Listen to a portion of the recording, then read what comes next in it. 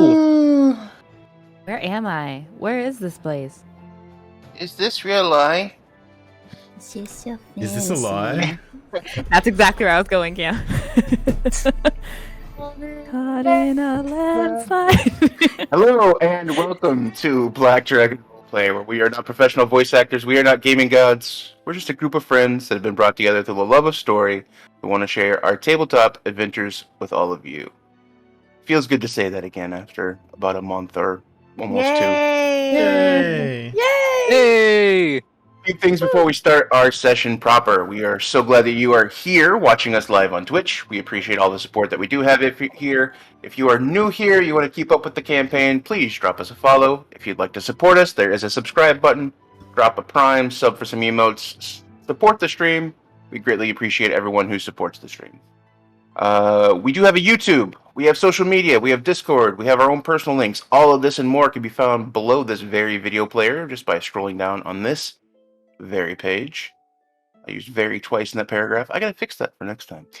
We are now 35-ish episodes into this campaign, so if you've missed anything or wish or would like to watch anything from the show from the beginning, please take a look at our YouTube page. Every previous session is eventually posted there within a week or two. Shout out to the fine people at home who can go there and politely tap that button, disregard the dislike button because it's worthless now, and smash that subscribe button to see more Black Dragon in your feed, and ring that bell and everything else.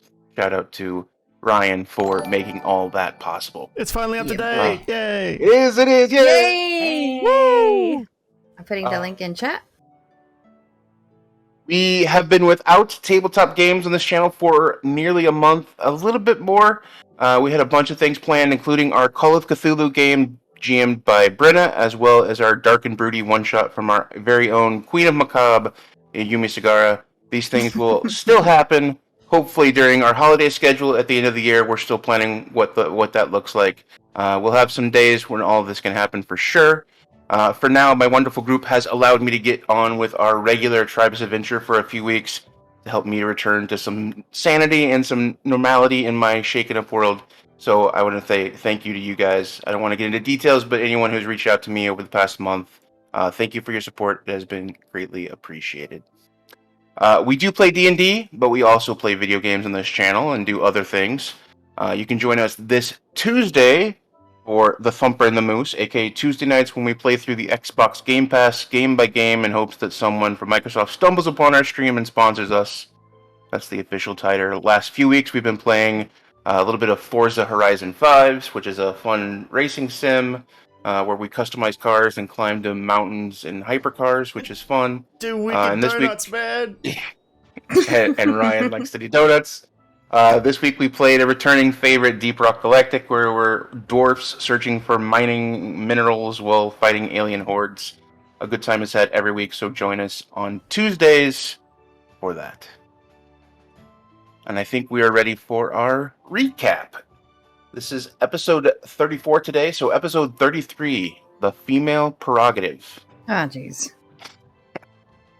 Following the battle between the werewolf and the witch named Kennedy and the group, tensions are high. A heated exchange between Amivi and Camiel ignites passions as Amivi feels her actions to save the creature from destruction were expressly opposed to Camiel's destructive ways that she believes was meant only to protect those around her.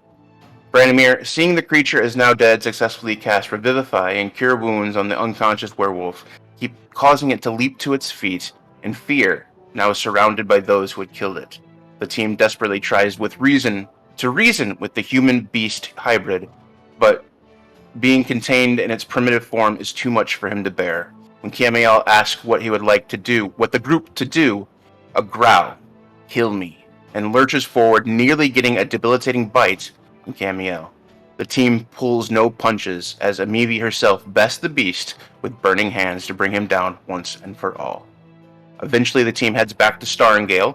After a quick reunion with Addie at the Knack Farm, Goldhammer makes good on his promise for information, and after some identifying questions, draws a detailed map to Mount Titancrest, an often avoided mountain due to fierce conditions, treacherous terrain, and the whispers of a legendary giant living near its peak.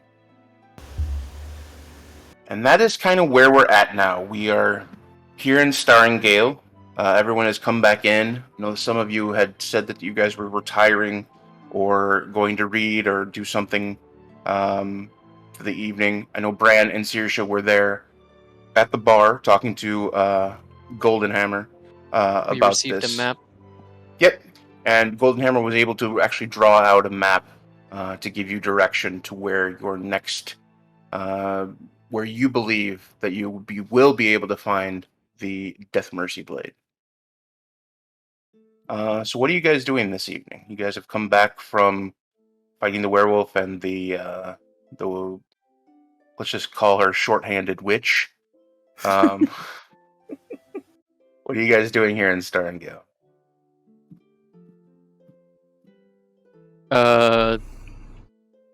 Considering it's just Saoirse and Bran that are still up right now,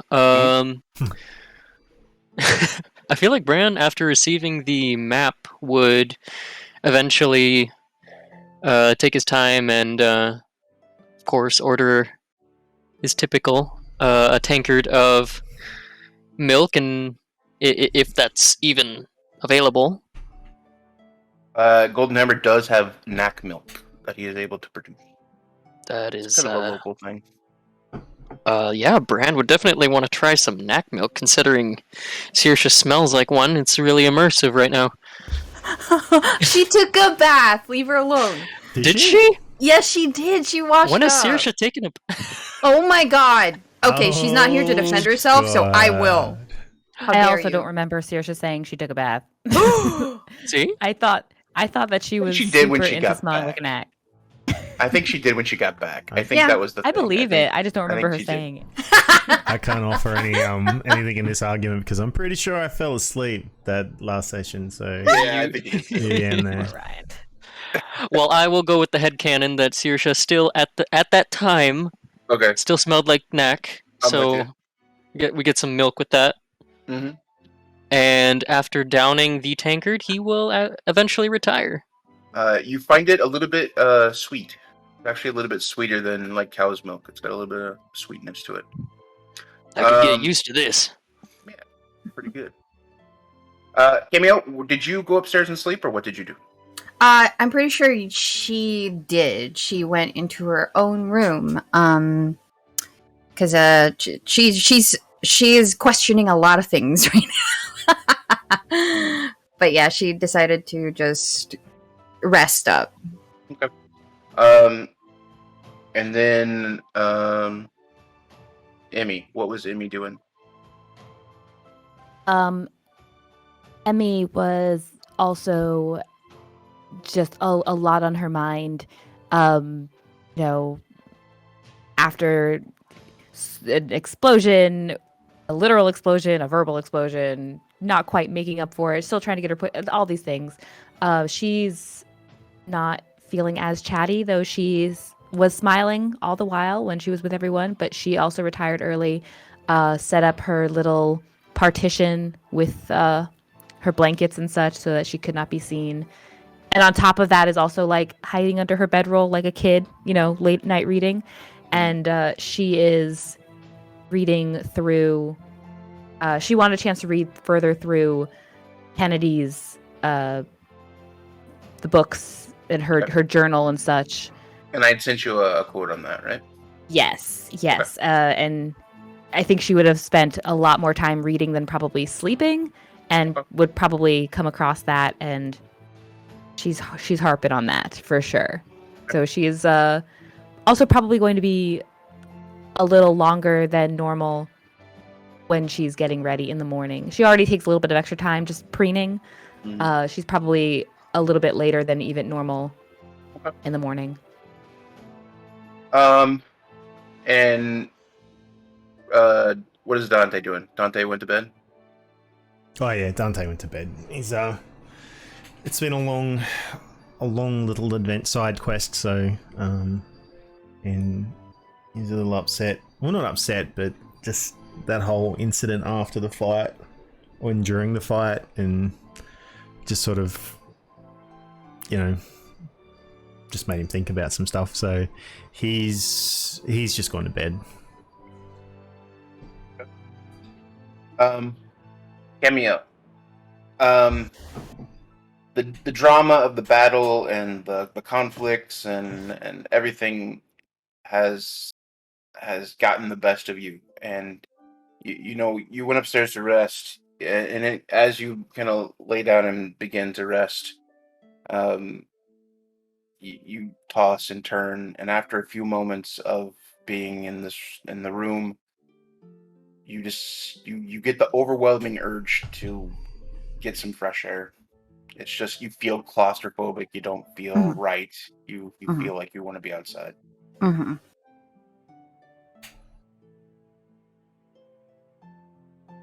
So what do you do? Yeah, she, after attempting to get some shut-eye,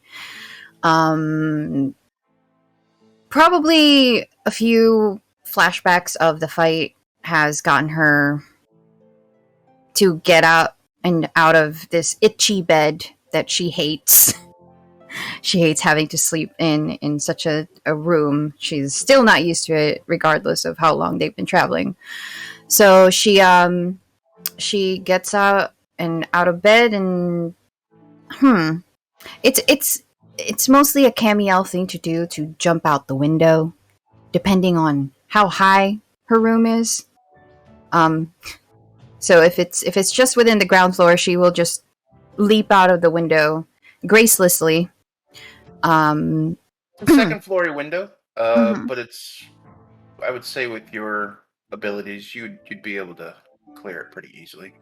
I won't make you roll for it. Thank you.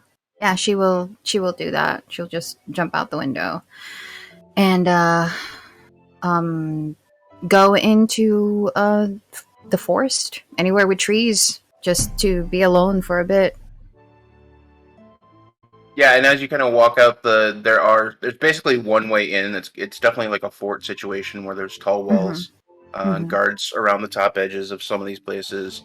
And as you walk out the main gate, they do give you a nod and give you a hello, just kind of clocking with you, just to make sure that you're okay and you're not just like wandering aimlessly or drunk or something like that.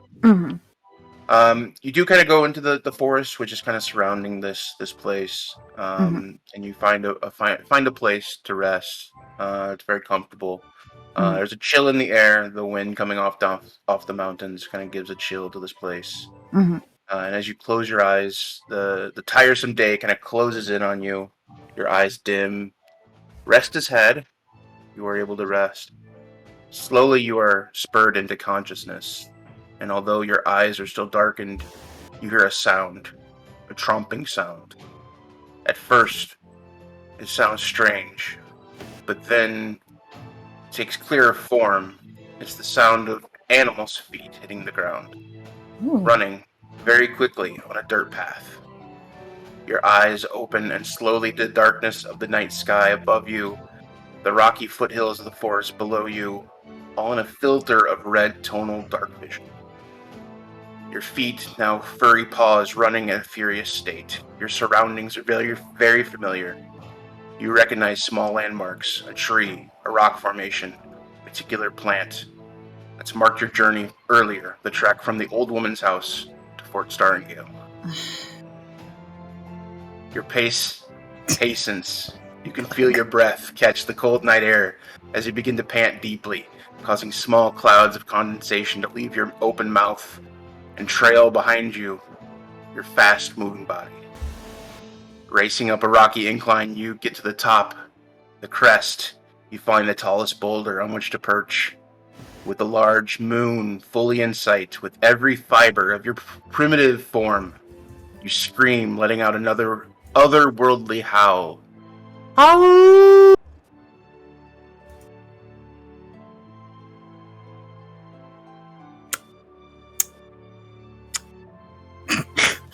How do I even react to that? The echoes of this visceral howl shock you awake. Suddenly your eyes are open to full vivid color. The glowing moon in front of you, the forest below you. Your wings spread out in full glory against the vibrant moon. roll a perception check. Hey, first roll. Yes. I'm still loading. Perception. All right, Camille. Give me a 1. Fuck. That's an 8.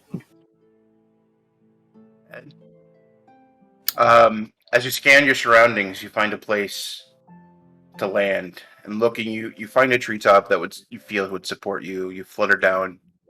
You notice out of the corner of your eyes when you begin to tuck in your wing. Mm-hmm. In the white plumage of your wings, a small clump of black feathers near center mass. In your wing, the field of stark white that you have always known, with this small clump of black feathers. Oh no! My wings! It's broken! That's a little concerning. Okay. What are you doing?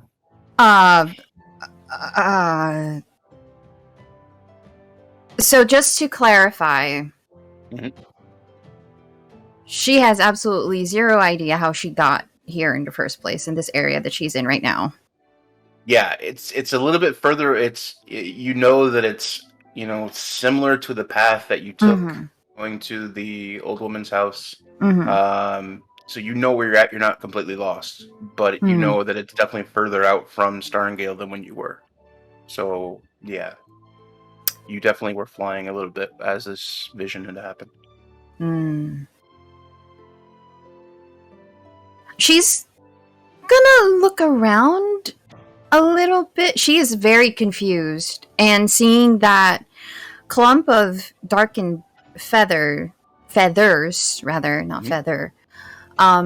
She sees it and then does a double take, blinks her eyes a little, and then she pulls her wing a little closer just to make sure she's not seeing things. And when she notices this dark patch, her brain goes completely blank. She is very confused. And she can only think of 2 things that may be causing this. But even so, it still confuses her. So she's gonna look around in her where she is at right now. What does she see? What do I have to roll for that, or did I already did I already roll for it with that perception check? No, I'll let you. Yeah, that perception check's fine. Yeah, you're moving towards the way that you came. It kind of matches. It's not the exact path, but it kind of matches how you were kind of moving as your vision, and moving towards this path that you had traveled, once before and kind of back. So it's kind of following that same path. But other than that, you don't know exactly where you're at. You just know you're a little bit further from Starngale than when you were. Nothing at all within the vicinity that can tell her anything more. Or maybe she could check herself to see if she's got any, I don't know, maybe some remnants of murder. Roll another perception check. Fuck me. Perception. Oh, fuck. 13. Wow, thanks. Much better Love than it. the 8. Yeah. You look around, and you don't see anything disturbing. There's no freshly killed game or anything like that. That would what you kind of think about when you're thinking about those kind of there's no perceivable destruction around you that you would have caused during this vision. You do know that it was a very short vision, that this howl kind of woken you very quickly. So it doesn't seem like it's actually too long that you've been sleeping either. Maybe an hour at the most. that you've been resting. It's not like it's middle of the night or something like that. Okay. Wow.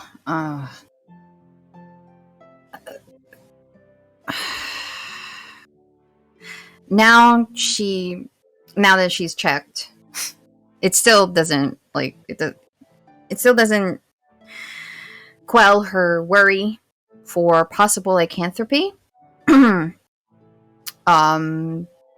She still doesn't know what she's doing in the area.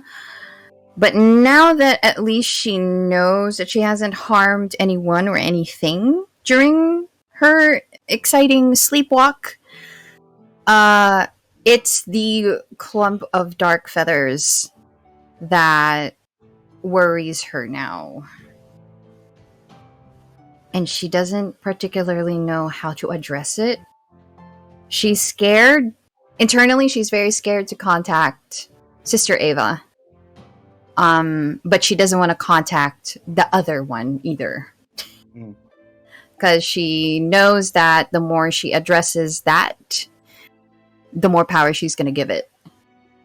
So, I think she'll just try and find her way back to the party members and possibly avoid sleep. Okay. Yeah, it's been about an hour and a half, and the as you make your way back, you kind of fly until you get close to the city, and then kind of walk into the main gates, and the guards clock you, give you a head nod as you return, and yeah, you join your friends back at your own room at the Golden Hammer. And I think by the time you kind of come back in, everyone has gone to their rooms. You don't see anybody downstairs. Okay, there's literally no one there, not even the bartender. The bartender is there. Golden Hammer is still there. There is one person that's there, and that's not a member of the party, just a local. Seems to be just drinking, head down, kind of almost nodding off at this point. I think she will approach the what's his name? Sorry, Golden it's been Hammer. a while. Golden Hammer. Yeah, she'll approach Golden Hammer meekly, kind of try to brush her tangled hair, and kind of knock on the bar very gently, as if to catch his attention. Yeah, he turns around. He's wiping a glass in his hand and turns around. Hey, ass. What can I get for you? Got trouble sleeping? Oh, you can definitely say that. I was wondering if you have a drink that would keep me awake through the whole night. Maybe some of those dirty beans that a lot of people like to drink. Dirty beans. Yeah, you mean coffee? Coffee? Yes, that We have coffee. We definitely have coffee. Can I have your strongest one, please? At this hour? Yes, that one, the very sour one. No, I mean at this hour you're not planning on sleeping. You got somewhere to be. Oh, no, you see, I've got some strong beans, my lass. It'll keep you up. well, they're sour too, right? Yeah, it depends on your taste buds, I guess. Yeah,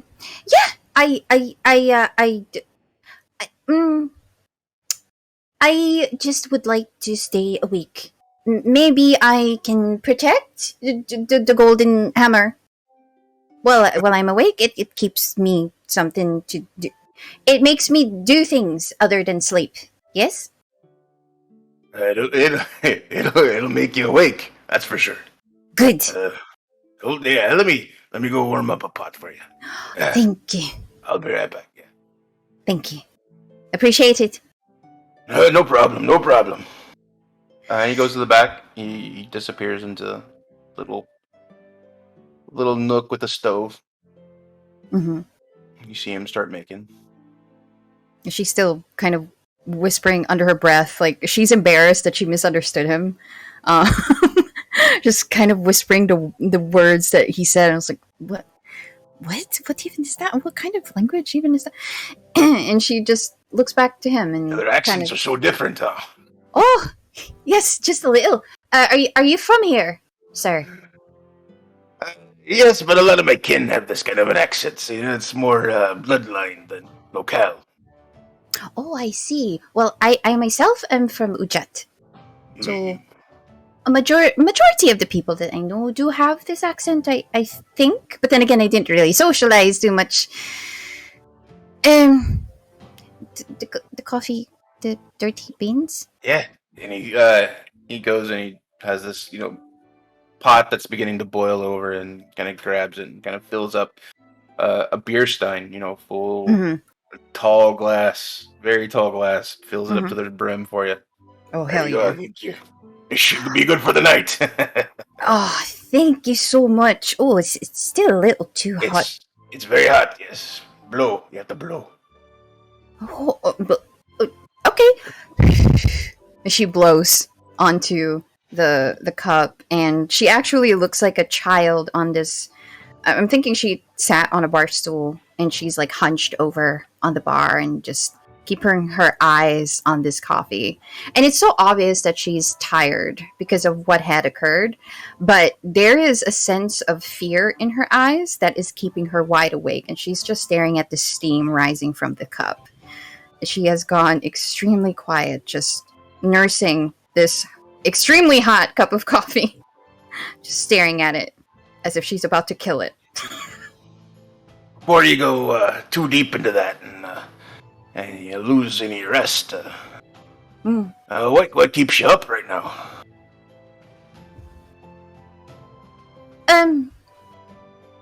She looks at him, and this her paladin-like state, I guess, quote unquote, you can say, the more leader type-ish facade is no longer there. And she looks at Goldenhammer as if she is just this teenager that was caught being out late, and she's just looking at a dad trying to think of a way to explain why she was out. So she stares at him, and she is fumbling a little with her fingers on the mug. She thinks about it, she looks around, and she does see this one other person that's nodding off. And she looks at him, and well, I guess I could talk to you, right? You're not gonna tell, right? Oh, bartender's oath. Every secret stays a secret. Right. So, I've heard of this thing called sleepwalking. I think I sleepwalked, or sleep ran, or sleep flew. I don't know. I'm very confused. And I'm scared of what might happen if I sleep, so here I am, drinking this coffee, as you called it. Maybe this will stop it. Yeah? Maybe. There's probably a better way to handle that, though. Not having sleep, it'll hurt you in the long run. Well, you've got friends upstairs. You sleep with you cuddle up to somebody, they'll notice when you leave. Well, That's how the buddy system works great. I could cuddle up to Saoirse, but she does smell a little rank. Yeah, the Dex do that to you sometimes. Yeah, she's very sweet, though. Some of the nicest people are knack farmers, but some of the most hard to deal with. They need some soap. I would cuddle with, well, Branimir. Are you into that? He's got a lot on his mind already. Yes, but a good cuddle sometimes helps that too. Dante would be a good cuddle, but I think he just misunderstand and wake up and think that I've molested him in the night. Happened many a time.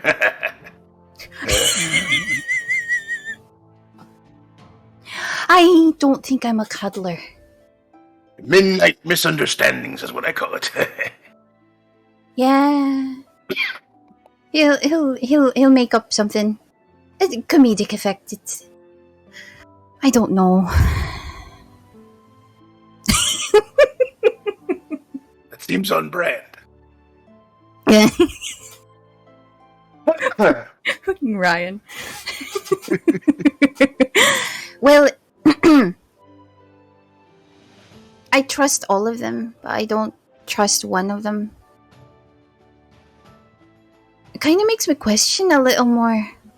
Having to see yourself from an outsider's perspective. Strange. There's too much going on in my head. Maybe this coffee will do just fine. Quieten down those voices. Well, I don't think that's the case, perhaps. Brews like this tend to amplify things rather than dissipate things. You're welcome to it, but maybe a couple of shots and a good rest will do you much better. Clears the mind. But at what cost? Meh. Meh? Eh. Eh? You know. I don't. I've made a living. As long as you don't end up like Jimmy over there, you're okay. Jimmy! Wake up! Go home! Your wife hasn't seen you in 3 days. Ugh. You hear the other guy call back. Mumble. Must be exciting being a bartender here. Especially with old Jimmy around. Well, I will take your advice to mind. Maybe what was it called? A buddy system? But isn't Go wrong with the buddy system? The body is already a system, is it not? Buddy. Oh, Yeah, we gotta work on our accents, lass. You gotta watch more SpongeBob. I don't know what that is. Yeah, don't worry What's about it. Oh, okay. Breaking the fourth wall here. This conversation has gone somewhere else. Yeah, I'm a bit rusty. It's been a while. So I guess with that, she will stay up. She has chosen to stay up and drink this coffee very. She's not used to it. And she takes a sip. Actually, no, she takes a very courageous gulp, as if it's water, and coughs a little. Oh, people like this. I think people use it for the effect more than the taste. Some people like it, but not me. Right. Oh, this is very strong. Much better than alcohol, though, I will say. And she continues to drink, like... Let me help you out. And he goes over behind the bar again, and he grabs some of the knack milk that Brad had been drinking. Some of it left on his table, and he pours the rest in. Shakes the thing around a little bit now that it's less full, that you've taken a sip or two, and it's a little bit better. I make it a little bit less rough. Oh, well, what was that? Knack milk. Milk? Milk? Yeah, it goes good with coffee. It kind of dulls the harshness. Oh. Interesting combination. Okay. Well, I'll try it. And she cautiously takes a sip, this time keeping her eyes on Golden Hammer. And as she does so, she actually tilts her head and smiles and lot better. Lot better. Am I supposed to feel a little tingly? Yeah, you'll get there. You'll get there. Oh no. Lass, I Is think that I'm gonna coffee I head. smell? You come down from downstairs? Yeah, I'd say Bran is already awake at this point. He smells the coffee, and it's kind of like It's very like early. It's only primitive brain. It's only about 2 a.m.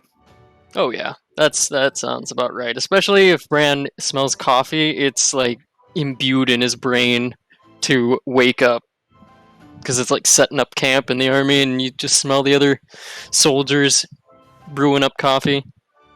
Kind of instinct for him to get up to that. And as he's trudging down the stairs from the upstairs bedroom, and he is hoisting a very large owlbear in his arms.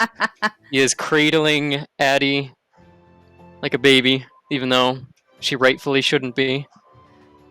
But his nose is up in the air, and he is taking good whiffs of that coffee or them dirty beans. As you come downstairs, he said, he starts going in the other room, starts boiling another pot. Well, if you guys are gonna be here, I trust you. Keep an eye on Jimmy. I think I'm gonna go hit the hay. Just make sure Jimmy doesn't get into too much trouble. Okay. Bran turns to Cam. Jimmy? That Is this another puppet? No. He that right over there, there. And she points at this this poor man that's falling asleep in a corner. You sure he's not a puppet? Well, I'm sure that he hasn't seen his wife in a while. Is his wife a hand? Well, it depends, really. Bran just smirks at that, smirks at his own joke, shakes his head as as it flies over Camiel's head, and he gently puts, with a grunt, because she is a big owlbear at this point, he puts her down and walks over with his hands on his hips towards where Jimmy is snoozing. And he kind of leans over a little bit, not to disturb the man, but he just kind of leans over and checks to see if he's still breathing, and instead recoils and brings his hand up to his face as he tries to wipe off the scent that wafted through the man's mouth. Oh yeah, that smells like a Jimmy. Kind of raises his hand halfway. Names have smells? I'm sure every town has a Jimmy. I don't understand. You'll get it in time. Golden Hammer comes out of the little cooking closet of the kitchen with another thing of coffee and sets it down in front of Bran. Just make sure he doesn't get into too much trouble. We'll I'm gonna try. go hit the hay. Right. Thank you for the coffee. You're more than welcome, lass. Have a good wrist, Golden Hammer. You see him trudge up the stairs.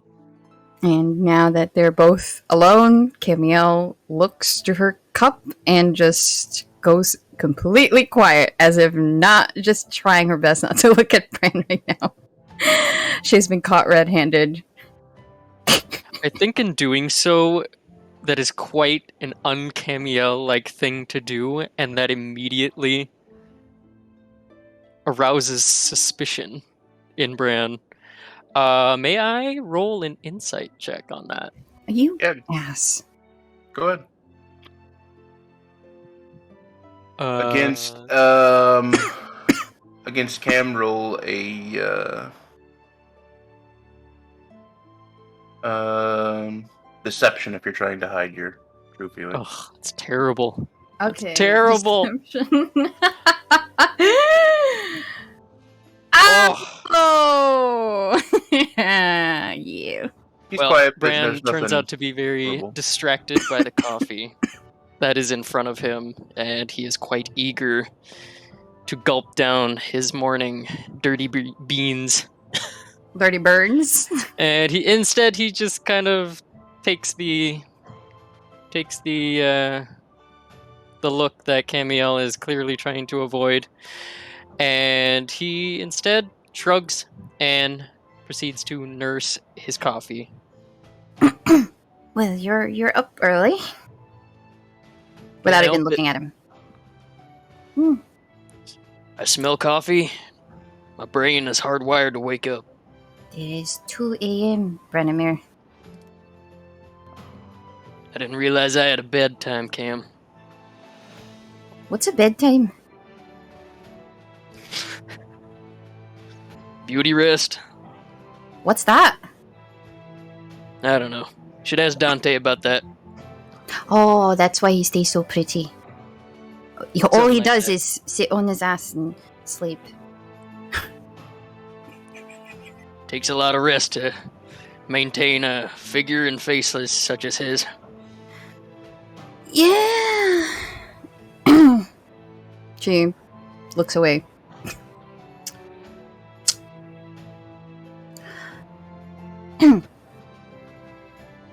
As you guys are sitting there, a figure appears at the door. Walks in. He's human, hooded. Very hard to make out any specific details until he walks in the door. What the fuck? Hello there. No, not that. Greetings? No. As you open the door, Boltzmann, you see Camiel and Branimir, 2 a.m., sitting at the bar, both drinking giant cups of coffee. Bran immediately spits out his coffee right Well- in Camiel's face. Oh! Boltzmann just Branimir! stands there. It's like his face is like in shot like a deer and looking at the headlights. And he's like, his mouth is just open. Hi, it's me. It's been a while. Camiel hearing that voice slowly. She is just smothered in coffee right now. And she was mad, but she hears that voice and she slowly looks and sees him. And her eyes start swelling in tears, actually. I thought I prepared something, but no, I wasn't expecting the both of you to be. And he's just standing there frozen at the doorway. I'm not hallucinating. Right. It's not the dirty beans, it's not the lack of sleep. And she looks at Bran. It's Boltzmann. That's him. Right.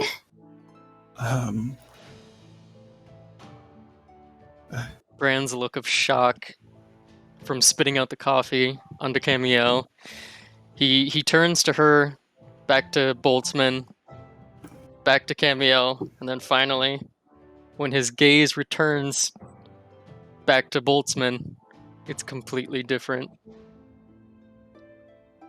Bran immediately starts trudging over towards Boltzmann.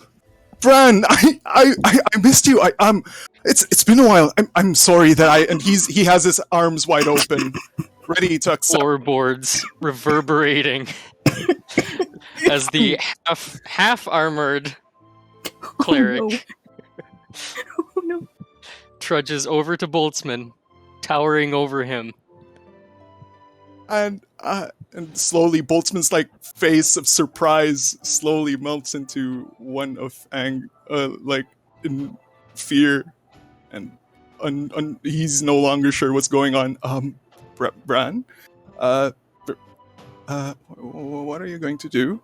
And he's still there, frozen in place. A moment of silence passes, just enough to allow Boltzmann to fidget a little longer before Bran lowers himself and gives Boltzmann a nice hug. Oh. And by nice, that it's applied with a lot of pressure. I missed you too, Bran. At least you're safe, Boltzmann. I'm. Yeah, just worried. I need to breathe, please, Bran. I miss you too. And as Bran releases the hug, he immediately socks Boltzmann in the face. There it is. All right. Goddamn bastard! Couldn't even write, communicate. I'm sorry. He's on the floor. He's like touching his face, from pain. I deserve that. I really missed you, Bran. You too, Cam. And he just lays there. His chest is heaving, as it's like he's still you call this? He's just absorbing this moment right now. He's still processing everything that's going on. While all of that is happening, she watches before Boltzmann gets socked in the face. She's still sitting there, and she's a fucking mess of spit and coffee and tired fucking mess on her face, like on her eyes. And she gets up and walks over. And is he on the floor right now? What happened? I'm on the floor. Oh no! On the floor. He's broken nose? ? Should I roll for damage? Roll for damage. Do you actually what want was to your do intent? damage? What was your intent? I wouldn't. I would take it. You want to break his jaw? You want to break his jaw? I'm not gonna lie. I'm not gonna break his jaw. But if Bust that Boltzmann pretty came out of there face. with a busted nose, I would actually. I think Bran would do that because he would end up just fixing He it hurt later you, Bran. anyway. He hurt you. Exactly. He ran out on you. He hurt us all. So He I mean, hurt you the most, Bran. Let me take some damage. He hurt you the most. Roll a 1d4. You haven't found anyone That's else it? to cuddle Lame. with, Bran. Nobody else to Unarmored cuddle with. strike. You sure it's not 1d8? hey, here we go. It's unarmored strike. Yeah, It's but a it's strike of based on the passion. strength, isn't it? Yeah, Is it's it based plus on 4? strength. It's like +4. It's just the strength, yeah, I think. Unless has Well- unarmed combat, it's just your strength bonus. I'm pretty sure. Okay. We're trying to end up with well. a broken We're nose. trying. Well, We're trying to do Oh, sorry, close I think to it's 10 one. damage I think as it's we can. Is that what it 1d10 is? plus strength. Yeah, no, sorry, yeah. that's Oh. fine. That's a 5. It's a 5. And Boltzmann, it's like he notices that there's a bit of blood from his right nose. underneath your nose. Yeah, right underneath your nose. There's a little bit of blood. I deserve that. He touches it with his gloved hand. And Camiel is just towering over him now. And there's a flash of anger as well. Oh gods. But she slowly melts into the floor and gets on her knees, and her back is hunched, and she's looking at him. Why did you leave? Weren't we good enough to help? Oh no. Camiel, no. It wasn't. Oh gods. It wasn't because I thought that you'd slow me down in doing it. Because it was something that I felt like it was something I had to face on my own. I'm sorry. I'm sorry. I'm here now. And Don't do that again! and Boltzmann just weak. He's still reeling from the pain from Brand's hit to the face, and he weakly tries to like attempt to hug Camiel. And she she does accept the hug, but is so weak. And she starts sniffling. Oh, gods. I just missed all of you. I'm sorry. Where have you been? Right. I think this should be a conversation with a bit of coffee and a bit less. And he touches his nose again. A bit less blood on my part. Don't worry, I'll fix it later. Much later. You have permission to lick the coffee off of my face because Branimir here spat it all over me, you fucking bastard! Oh, so that's what it was. I was wondering why it smelled a bit different. Oh, great, now I smell! She looks at Bran. Alright, help me up here. And Boltzmann tries to, like, get up. As you get up, Boltzmann, Jimmy comes out of his corner. I saw the whole thing. You want to get him? You want to take that guy over there? I saw him punch you right in the face. I saw it. We can go to the... what? No. If you want to go to one of the guards, we can go and get him, and we can make sure he's locked up. He won't hurt nobody no more. Boltzmann just is confused. He just looks over at looks over to looks over to Bran and Camille. He's just confused, and he shrugs and giving them a questioning look. Whatever. You know what? It's your problem, not mine. I gotta go home to my wife.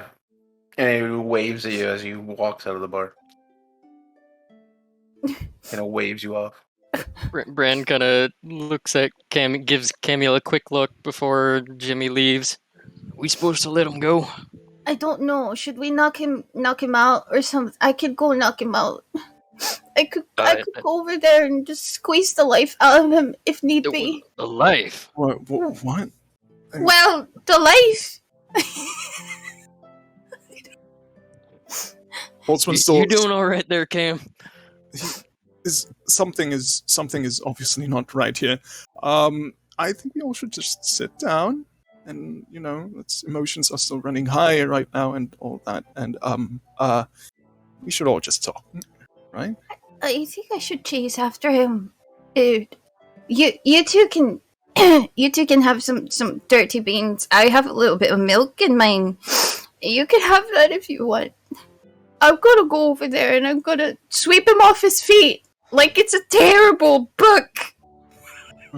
What? Jesus Christ. Boltzmann he's now even more confused, and he just looks over back to Brandon. Camille is just using words from her book. She's just quoting things that she has read at this point, sweeping people off their feet. and with that, she does chase after Jimmy. Yes, chase after Jimmy. You get outside and immediately see that only less than 2 doors down that Jimmy has stumbled and is leaning up against the side of one of the other places of business that is just there. He didn't make it very far, but he's there. Did he passed out? Oh. Yeah, he just kind of passed out a little bit. Oh, poor Jimmy. And so she walks over and just tosses him over her shoulder. Can she? She's a little beaten up and battered and a little tired. Roll a strength check. Okay, let's see. Come on, Camille. Strength check. Where is it? There it is. Oh. Wait, there.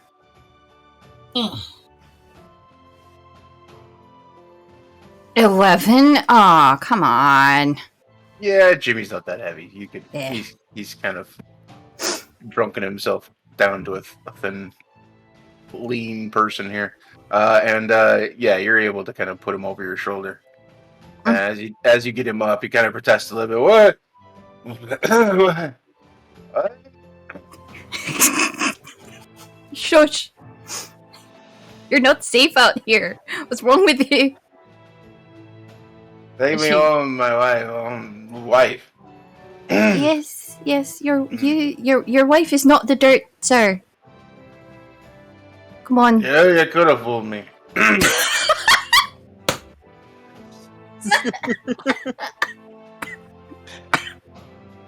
Alright, she makes her way back. Okay. And what do you do with Jimmy once you get him inside the bar? Put him in his chair. Put him in the same chair? Yes, put him in the same chair. Make sure he's nice and snuggled and... He still has the drink in front of him, and as he does, he kind of grabs it and... No! Another round! No! She slaps his hand. No! It's enough. He shakes it off. Kind of puts his head down on the table. Some sleep. For the both of us. She just watches over him just a little bit more before rejoining Branimir and Boltzmann.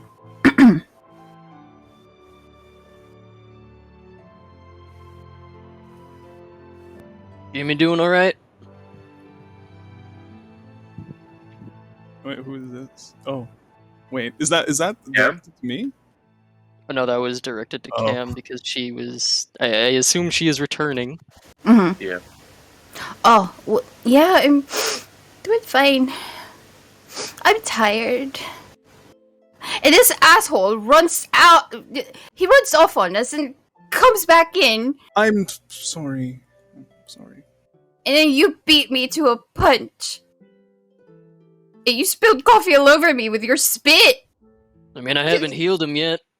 You want to go take a swing? No, absolutely not. Boltzmann sighs, and what he does is he offers the other side of his face that hasn't been hit. Come on, make it quick. Actually, I'm still selling tickets. No, we still no, need no. Saoirse and Ron, Dante, you're and hell, maybe Emmy wants to take a swing. Amy doesn't even know him. She put a hand know on each him or other break a her little. neck. Might give him a little bit of a bruising. Maybe I an electric don't think shock. so. I don't think so. Something is obviously going on in here, and I would love to, talk to everybody. But I think, as of now, I think you all need some rest. It's still really early in the morning, and he looks outside, and he could probably tell the time. It would be around, what would be the time? About 2:30 right now. Yeah, 2:30. Yeah, he looks. It's really early in the morning. I think you all should just get some rest first. No, I'm good.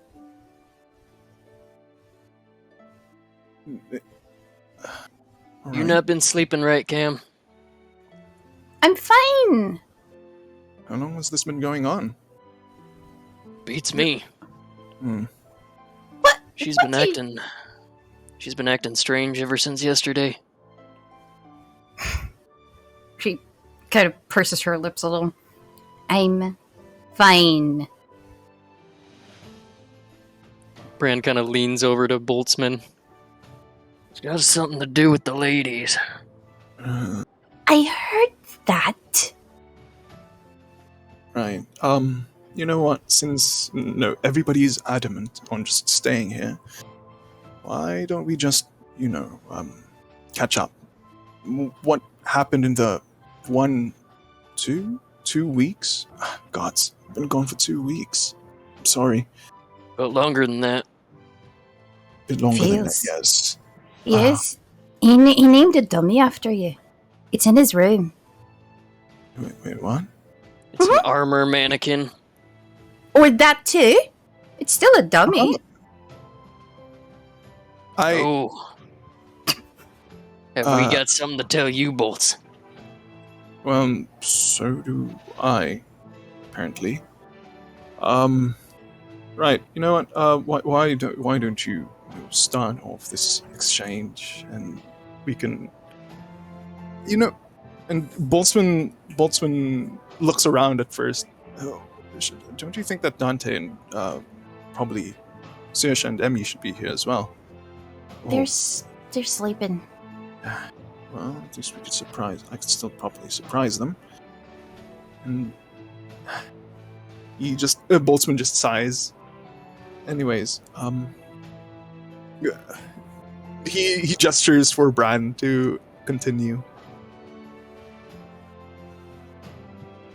Well, first things first. Actually, I'm not sure where to begin. You left at the inn. That I did. After that, wait. Actually, out of character. Let me recall this for a moment because this was He is actually months aware. ago. He was aware of the Shadow Queen at the King's Battle. Yeah. And her proclamation. He was aware of Kobolds had met him, but did not get the interaction as much as you guys had. Right. So anything that had happened pretty much after anything that happened right before you guys going to the casino, he was not aware of. Gotcha. Okay. Yeah, Bran will fill in the details of, or rather the gaps of Boltzmann's absence from 2 weeks between what happened in the 2 weeks to him, and he'll explain. Well, we got ourselves a fancy. Well, I guess not really fancy, but actually a little fancy because it is magic.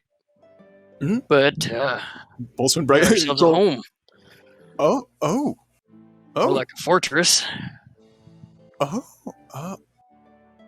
May or may not have made a blood pact. Wait, what? I still don't know if it's evil or not. I went against it. I was against it. But Dante really wanted a house. Speaking of Dante, we have 2 donkeys now. Wait, is it the one? Is it priest and what was the other one? No. Clockwork, I believe. Yeah, I do. As a character, Yeah, I mean, as a player, I do believe that I was still there. Yeah, when they was got- he got those in. He got those priest before. and something. Priest and some. Oh, that's somebody. right. Yeah, we got Priest and Clockwork when we Clockwork, went to the Was it? Bati Bat. Mhm. Yeah. Okay, I'm sorry. Remove that. So We do have pigs and I'll go cows. over the big sweeping things because I know that Boltzmann go as the for it. player has not talked about this. Oh, So that's the right. We biggest- have a puppet. Okay, Oh, so the biggest wide sweeping things was after your encounter with the Shadow Queen. You guys still were pursuing what was going on with the lost artifact from Kobolds. Tracking that down, you went to the casino, found out that the Platinum, Erica Platinum Arendelle was in charge of that. She basically gives you the information that she's already settled the score with the museum and that Kobolds was going to be no longer a problem. And you guys rush to Kobolds, get him, and he takes you to Wonderkeep, the former Vindex Populi home that he is one of the few people in the world that is aware of this, found out through information that he received. And then you guys fight through basically the ruins of this place, and at the end of this, it restores itself as you guys become the keepers of Wonderkeep and take up the challenge to be able to find the relics. And in those relics, you do find the information about the relics. So you find the information about the 4 missing relics that you guys have not seen yet. And including in those details is a location in the Scandies where you believe that the Death Mercy Blade is, and that's where you guys had decided to go first. Mm. and for God's sake, Boltzmann, if you see Emmy, since you're the only one that can talk sense into her, tell her to get rid of the puppet. Puppet. What puppet? The damned puppet. Oh god. You'll see it. You'll see it. It's hanging from her. It's hanging from her, I believe, her cloak. She's got it in her knapsack. Yes. I thought Sticking that out was from the this. top of the bag, right next to Professor Vordmund. Mm-hmm. Oh, there we go. The two sentient objects are fighting in the bag. Well, It's evil. in Mark my words. in her defense, I may not like the strange woman, as she would also not like me. It hasn't really done anything. It's just a puppet. Not yet. Well, yes. I'll be the judge of that. How about that? Oh, please, just you're the only one that understands whatever language she's speaking. Ever since you've been away, it's just been so confusing with her. She could be a racist. A racist. What? Oh, what? Racist. Where, don't- Bran, I disappeared for 2 weeks, and Camille now knows these new words. What has she been reading? I don't even know. It's not Racist. what no, it. See, you were I've been knocked out. for what? 8 hours. Talking Okay. about racist, and now there's some sort of blood feud. Long story short, we came across a den of werewolves, like lycans, and Racist no, just no. Listen, Uh. it got really Racist hairy. werewolves. And it was messy, and then we got into a fight. I got a little heated. I said some really mean words that I shouldn't have said, but I said it anyway because it made me feel better. And she said stuff to me as well, and she claims that I am some sort of, what's the right word? What was the word she used? Is as if I hold some power over the rest of you, and that I'm racist, an Azamar. A racist. Oh god. And Boltzmann, at the idea, just thinking about it, he wants to chuckle at the idea of it. Because it's so stupid. It's so petty. Stupid. It's so petty. But then seeing the emotion coming out from Camille, it's like oh gods. It looks like I'm gonna have to do a bit more. Oh gods. I don't think Bran's armor is the only thing that I need to repair in this group. He's squeezing the bridge of his nose, but then damn it, he forgot. Bran actually kind of broke it. Fix his nose, please. Not just yet. You don't know what Saoirse and Dante are gonna do. I want to see. Right. You haven't Can't gotten go wasting full a rest spell yet. slot.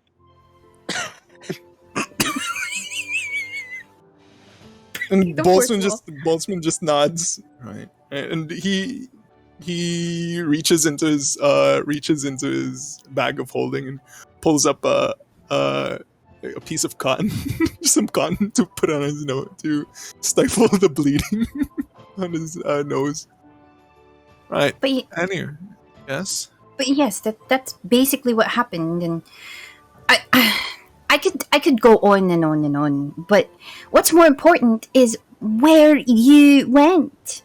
You just up and left, and we all understand, but at the same time, what happened to you? We were so scared that you got yourself into some sort of trouble that we couldn't do anything for you. Couldn't even communicate with you with the Ring of Sending. Oh, that yeah. Yeah. All right. So, what happened was Boltzmann like leans back into his seat. Well, I took some time off to process some thoughts, some emotions, and he kind of shakes his head a bit. I visited Iron Weaver.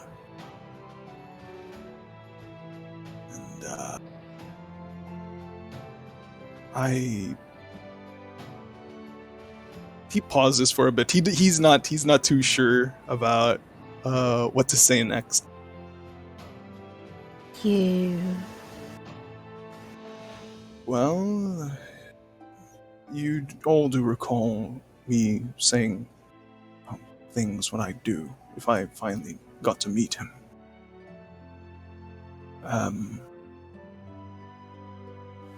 And he pauses. No.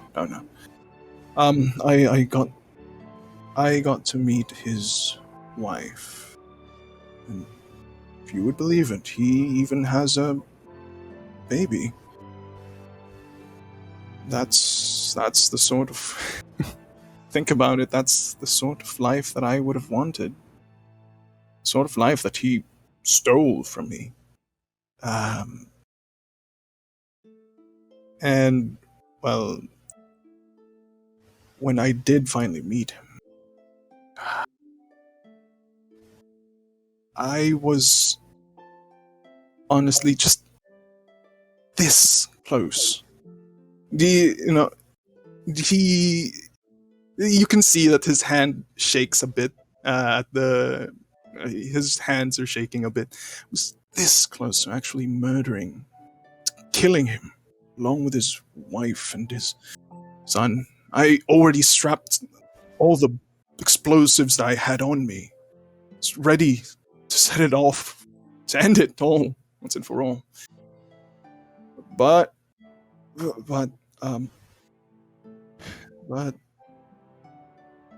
I remembered what you told me, Camille, all those months ago. Was that if I was actually looking for justice, or if I was just looking for vengeance, and thankfully I realized that actually killing him wouldn't really do much for us, for me as well. So instead, what I did was I managed to get something out from him. He chuckles a bit, and he reaches into his bag of holding, and he pulls out 3 metal, small metal slates that have been. I would say that he would have already put them together in like a key ring, something like that. All 3 of those slates have a slight magical glow to them. I managed to get this out of him. And with a little bit of shake and a small glow from Boltzmann's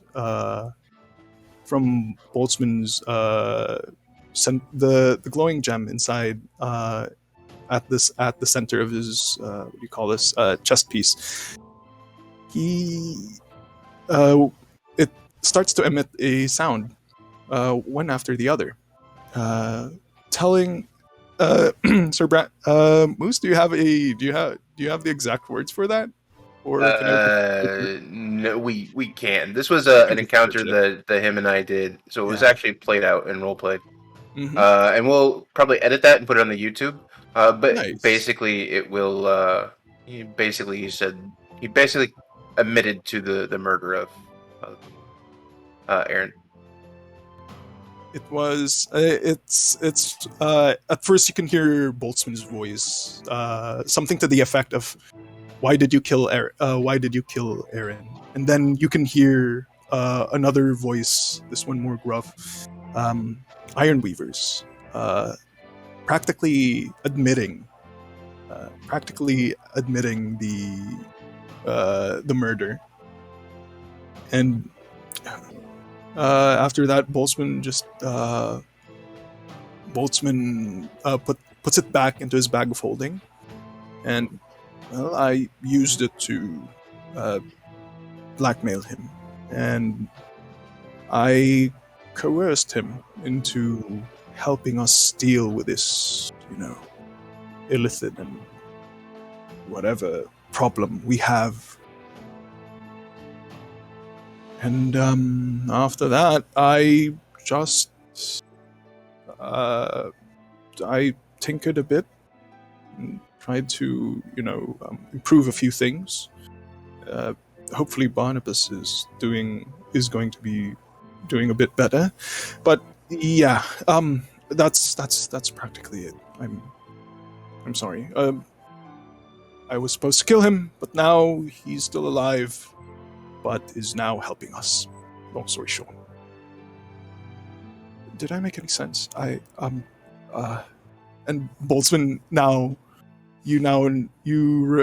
he now goes back into this, the Boltzmann that you know, mumbling, not sure about what to say. Yeah. Just nods. I can't believe I missed the mumbling.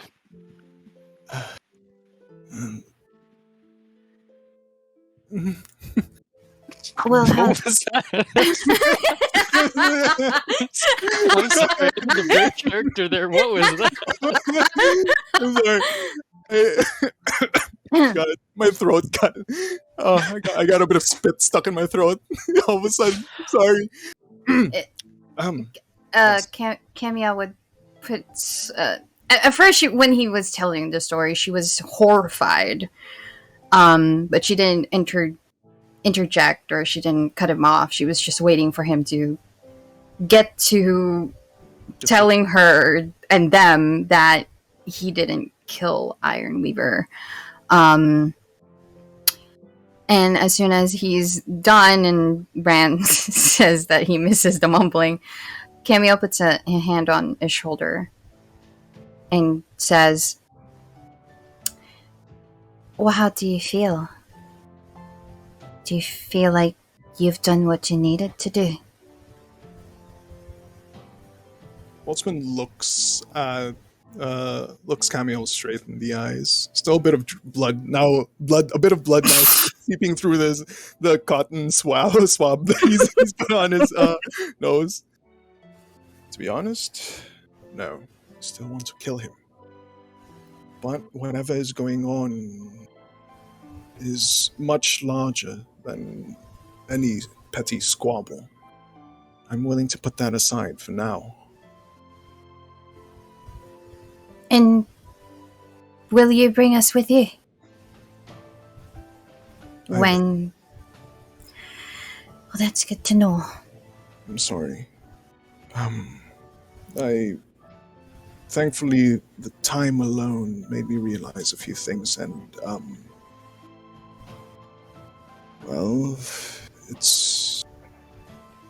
I think all of this would be much better if I just have all of you around me. Again, I'm really, really sorry. You had to do what you needed to do. And like I said before, trying to explain what had happened with you. Your book, you had unfinished chapters, and you needed to write it down and finish it. Now you're back with us, a little bloody. But he tosses the bloodied cotton ball on the table. that is very unsanitary, but it's good to have you back. Welcome home, Boltzmann. Good to be back. And as... Yep. Go on. Anything you want to finish? No. Go on, Moose. Okay. As you guys kind of sit there at the table and kind of reminisce a little bit and catch up, we will take a break. Yay. Before we go to break, I do want to say thank you first to Thumpernox, who resubscribed with Prime 5 days ago. Aldo Ditto for a new follow. Thank you for following. Hey, and Aldo! The Big Juicy resubscribe for 1 month at tier 1. Thank you very much, Juicy. You are the juiciest. Thank you very, very much. Oh, fuck yeah. With Very that, juicy. we will let's take a break, get some water, use the bathroom, whatever we need to do, and we'll be back in about 10 minutes. So, how much longer you guys stay in the bar area? Are you guys going to turn in, or what are you guys doing? Fine. Bran, if you're not going to fix my nose, well, I will take the initiative to, try to fix that. You did mention that you're armored, Bran? You're wearing your armor? Partially armored. Like, he's got bits and pieces kind of strapped on, but the chest piece itself Strap on. is. God damn it! The chest piece itself was it's got a big gaping hole in it from taking a bit of a Overwatch ult to the chest. Boltzmann gestures towards your chest piece, I guess, that you're wearing, and fix that. What the hell's happening here? Well, actually, the chest piece is still in his in his room, but he can definitely bring it down later if needed, because it's got a gaping hole in it. Gaping hole in it. And Come on. where is this coming from? But yeah, Boltzmann is going to. Yeah, Boltzmann will try to reapply those sought after, magical bonuses on your armor again. Try to fix it up while still having his nose broken slightly. The enchantments. Can I that have you- +1 AC? The enchantments you have on those little pieces, those don't count as enchantments, or does that count as one of your enchantments?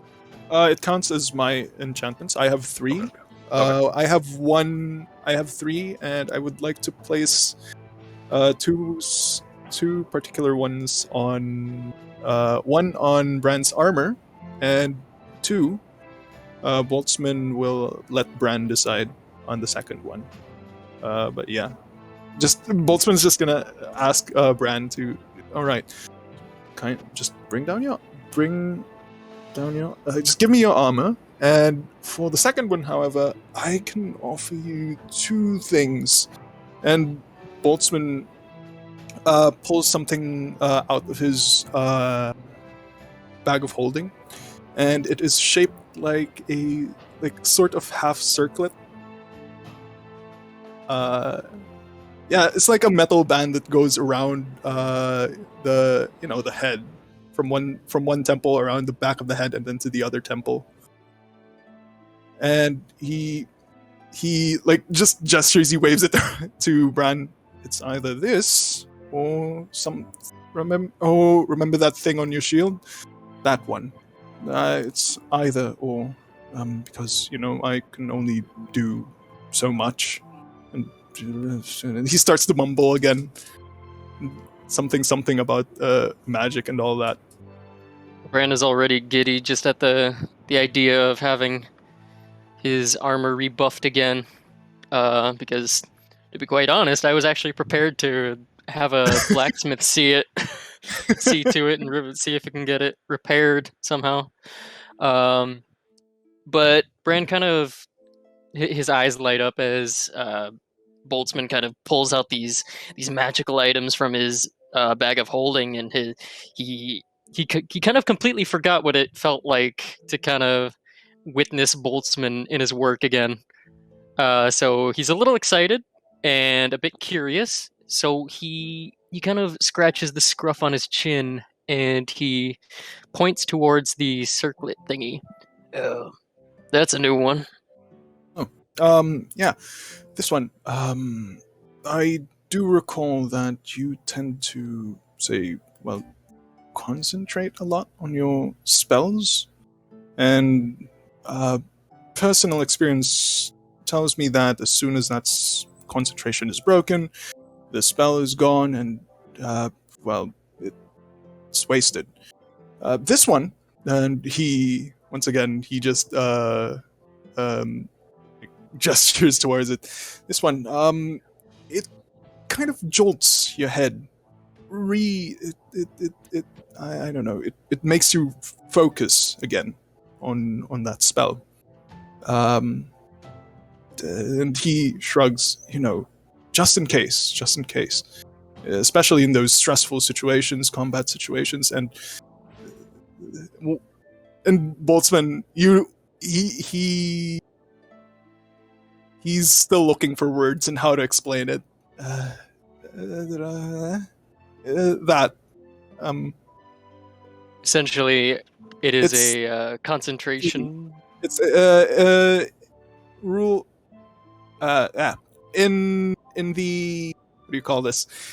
Rules as written, it is a mind sharpener. It lets you maintain concentration on a spell if you fail the Constitution save on maintaining it. Yeah. Oh. Yeah. But the That's what it is. repulsor. The repulsor gives shield you plus- +1 AC. Oh. Oh, yeah, exactly. Right. Oh, decisions. What does the enchantment on the breastplate do again? It's just +1. It's just a flat +1. Flat +1 AC. Mm-hmm. Okay, gotcha. Oh. Well. Oh. And while I'll let you decide on that. And Yeah, Boltzmann yeah, puts probably the circlet on the table, and as he, gods, what's happened to you, Mama? And he looks towards your mangled breastplate. Brand's face kind of shifts a little bit to a more sour tone. That took a hit. He like hefts it. He hefts it up, like tries to see where it hit, and then looks towards you at your chest. You're all right after all of this. Well, according to Cam, I was knocked out for how long? Quite a while, actually, and she's just trying to wipe off this coffee and spit from her hair and her face. It was pretty brutal. He did way too much in that fight. I was really worried for him. Point is, she's in the ground. All right then. And what Boltzmann will do is he's going to. I would imagine that this table they're in is a tiny bit too small. He's going to look for a different table, or if not, just the bar counter. He puts the breastplate down. He reaches into his bag of holding and starts pulling out this leather roll filled with full of his tools. His tools. Takes some pieces of steel plates, puts it overlays it on this mangled on Brand's armor, and just does his work on it, applying both magical fixes and also the more practical ones, just buffing out, removing the scratches, making sure that the straps are all tight and not in such a horrible condition. He wordlessly but effortlessly just goes through it. Yeah. As you're doing this, I will give Emmy and Dante the ability to You hear clanking. awaken. Both of you hear this clanking downstairs. Was that loud? Did we wake the It's entire Power hotel? Grill. Yeah, he's entire doing a inn? blacksmith. He's blacksmithing in the middle of the bar at 3 a.m. So yeah, Yeah. Jimmy just wakes up every time he hits it, grabs a head. You hear a Takes another jackhammer sip. for some reason. No, don't. Huh. Don't. See, Um, if people start speculating, it's because of you guys, all right? I imagine the only catch would be so Emmy might have been jolted from starting to doze, or probably since dozing mid-sentence, rereading the same paragraph 3 times, 5 times, 10 times. But her first inclination is not necessarily to leave, because she's behind her little partition up in her room. So I'd probably imagine she's hearing it. She doesn't hear any screaming. No one's dying. She knows she's in a tavern with an adventurer who runs it, so she's probably going to, for now, hang back, but also debating if she even wants to try and sleep, because it's whatever o'clock in the morning and she's reread the same paragraph 15 times now. Done. You'd also have to she'd have to re-put her makeup and such on if she left the room. 1 hour there. later. 1 hour later. 1 hour later. Right? That's giving her credit. I know Dante just sort of like wakes up from his very vivid and visual dream to the sound of the clanging, and he's just like, I mean, I'm glad they got it. They finally got over themselves, but I wish they'd take their armor off before they did it. And he just like grabs his pillow and puts it over his head and just tries to like drown out the noise that's coming from down from wherever it's coming from. As he tries to go back to sleep. So everyone's just going to sleep. After a few minutes of that, you do hear footsteps coming down the stairs, and it's Golden Hammer wearing a red robe tied in front. The bloody hell's going on down here? I think it's changed again. Huh? Yeah, the accent. What? I know. I'm down for it. Something I think for- it's cool. Clearly, Better it's with a season me. You sure this adventurer. isn't I can do this anchored one again? more consistently. It's much more better. For Mr. Conjured in Krabs. disguise. What the bloody hell is going on down here? Boltzmann doesn't reply. He's too entranced in his work. It's like this is a or something like a religious what do you call this? This is a ritual to him. He's Praise to doing. the Omnissiah. Yes, praise to the Omnissiah. And he's still he's continuing to hammer away. I'm imagining Brand's just looking just behind him, looking at Boltzmann work. Yeah, exactly. Yep, Bran is just happy as a clam. He's got his back turned to possibly Goldhammer, and he's just watching Boltzmann work. He's just watching the sparks fly. He definitely will walk up to Boltzmann, kind of smack him on the back. The hell are you doing down here, boy?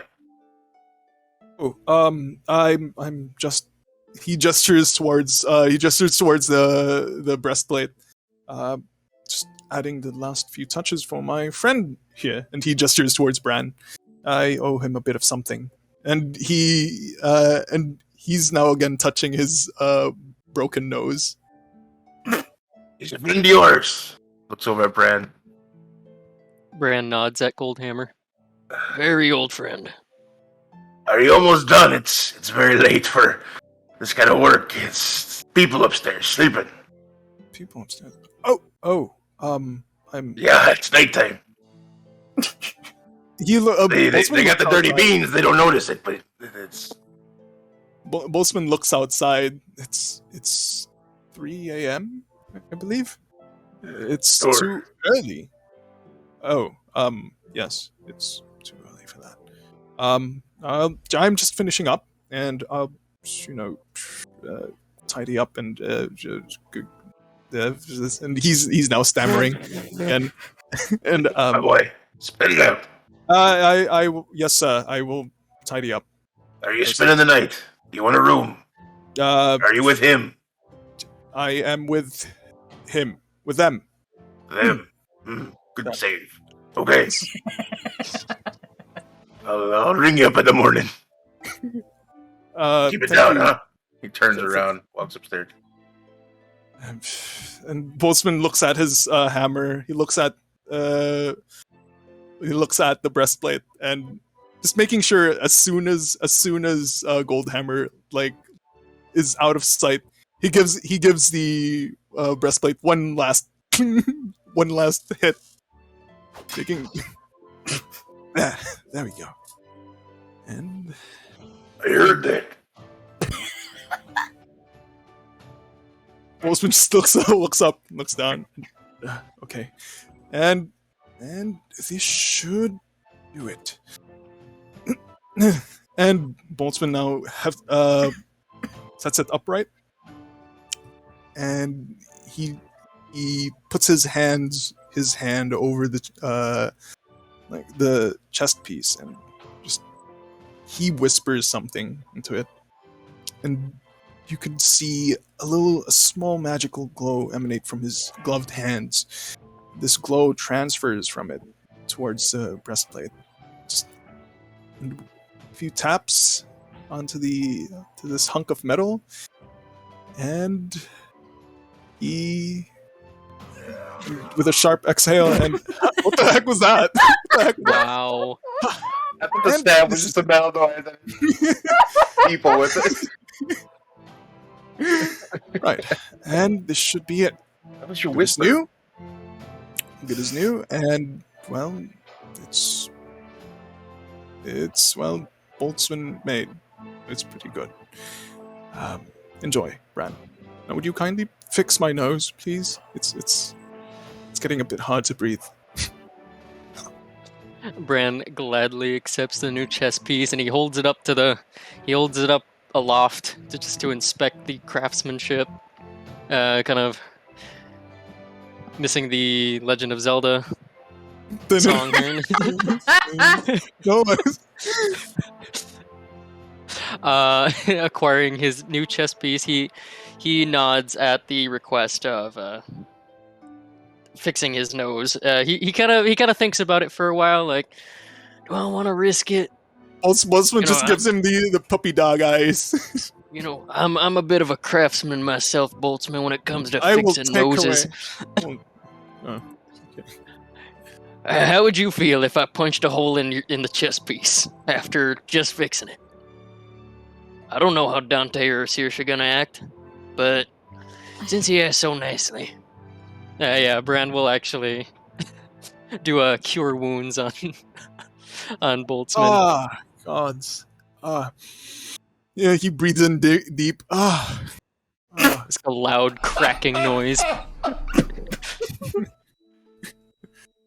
Roll for healing. Roll for healing. Oh yeah, roll for healing. Actually, what is that? You did 5 what is that, a damage. 1d8? It's a 1d8 plus. That is a your 1d8. wisdom. Yeah. Let's see here. Clickety clackety. Your nose This is my wisdom. Or what is? Sorry, I had to check my wisdom. I was like, what the hell is my wisdom? Well, that's almost. I still have one HP Yep. missing. Yep. But whatever. Close enough. You're good. All right. Thank you. Thank you.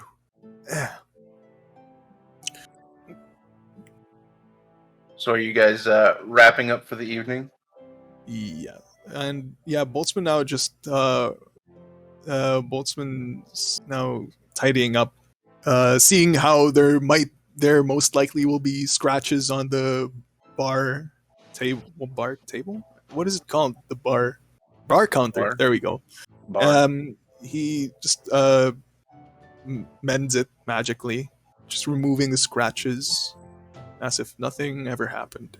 Pretty rustic place. There's a lot of scratches and dents and everything else in it. Yeah. You try to clean up your mess.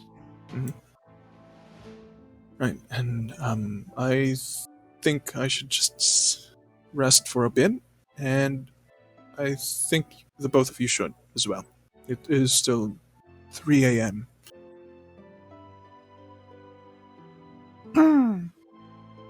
Kidding me? I just had dirty beans. Oh. I'm just going to take a shower, but you do look like you need a bit of rest. You've traveled all this way? Of course. Actually, how did you... we'll save that for the morning. I mean, it's not... Whatever. Yeah, I should... Later. Yeah, and Boltzmann, yeah, he just walks up to Did this. you have to roll for weather? I'm sorry. Yeah, did you have to roll for the weather and how good it was to get here? Because we sure as hell did. No. Oh. It took them about a week. Yeah, We didn't even roleplay that far. Boltzmann Through Boltzmann was sleet sad and hail. alone. Mm-hmm. And yeah, Boltzmann walks up the stairs, and at the topmost, he just realized, Bran, where's your room? I mean, I am sleeping. What in is your- Bran's room? I am sleeping in your room, right? I don't mind. Yeah, you guys figure that one out. And as Well, that's- as Boltzmann asks that, like Camille's eyes kind of widen a little bit, and she takes like a really coy sip of the coffee and looks Dirty at Bran. beans. Damn, you're acting like you're fresh into this party. You know that is standard living procedure. I know, but I've been reading a lot. Camille, what the hells have you been reading? A lot. Same book A lot. over and over and over and over. A The lot. one with the whips and chains and leather. What? Oh, never mind. I did not Wait. mention any of that. Such a book Whips, does cheese, not- and leather? No, such you a must book tell does me. Not exist. Gods, Bran, where's your room? I need to sleep. Second door on the right. All right, thank you. Just find Awesome. Daddy. Boltzmann does go towards that room, and as he opens it, they mentioned something about an armor stand. No, it's not no. here, That's it's back at- at the Yeah. back there. at the keep thing. Wonderkeep. You will get tackled by Addie though, who is very Yeah, happy to see I you. was expecting that, and Boltzmann's gonna open the door, and then he closes it, and you can hear a muffled "Addie." Oh gods, what are you doing? Yeah, Addie is a lot bigger than you last saw her, so she is going to knock you over. Yeah. Anyways, that's just it for Boltzmann for now. What are you guys doing in the bar as you're staying awake? Camille is going to take a shower because she is covered in coffee and Ranimir spit. Thanks for that. So she's going to take a shower after maybe finishing half of her cup. And she looks at Bran and asks, "Are you staying up?" Well, I can't exactly get some sleep after some coffee. I'll probably watch over Jimmy here. Right. I'll be quick. I'll just take a shower. So I'll just watch over my drink while I'm washing. Take your time, Cam. It's not going anywhere. Well, I gotta make it quick because I don't want it to be cold. With that, she rushes to take a shower. Bren, as you kind of look around the bar, you do see a bookshelf. If you want to look for a book, there's a few different titles there. If you want to roll, if you'd like to read, you can roll a 1 to 10 and pick up the book that you're picking. Oh, is it? Okay. How do I do that? There we go. Nope, that is incorrect. That is a 10.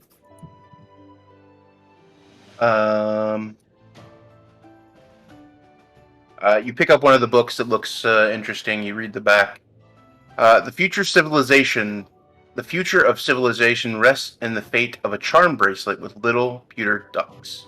These ducks have been lost for centuries, but powerful and deadly forces are unrelenting in its search for it. Fate has been placed on the wrist of a young halfling named Brodo Gaggins, who inherits the bracelet and steps into a legend. A daunting task lies ahead for Brodo when he becomes the wing bearer.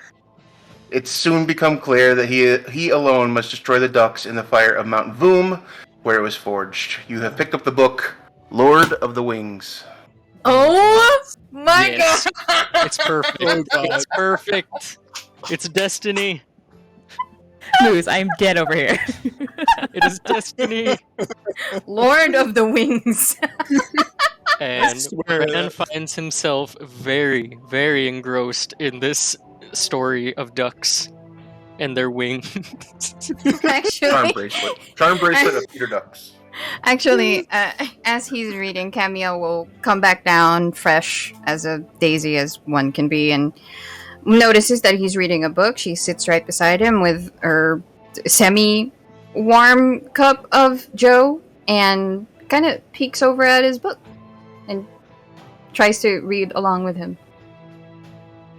You hear Bran kind of mutter under his breath, "If I take one more step, Mr. Frodo, this will be the farthest I've ever been." Brodo. Roto.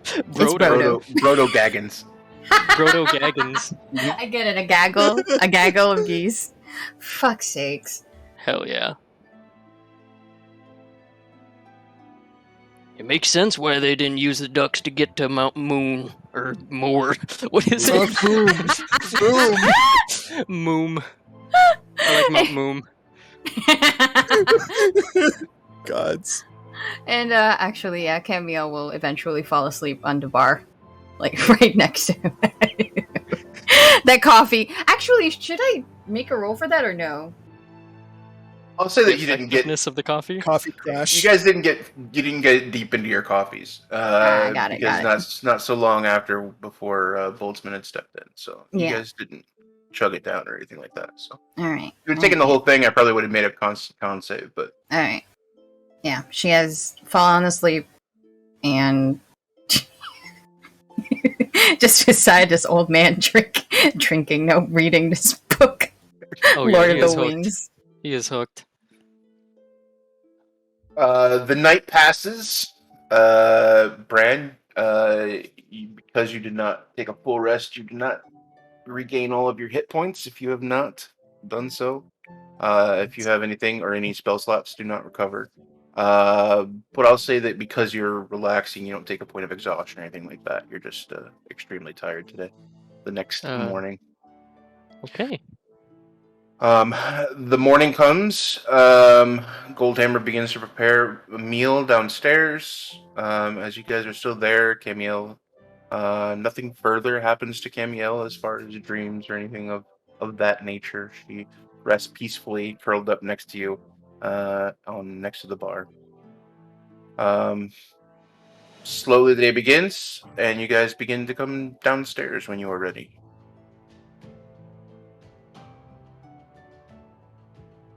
Boltzmann would be, as usual, he would be probably one of the first people to go down, already having a cup of dirty beans, and he's just watching over Bran, who's reading, and also...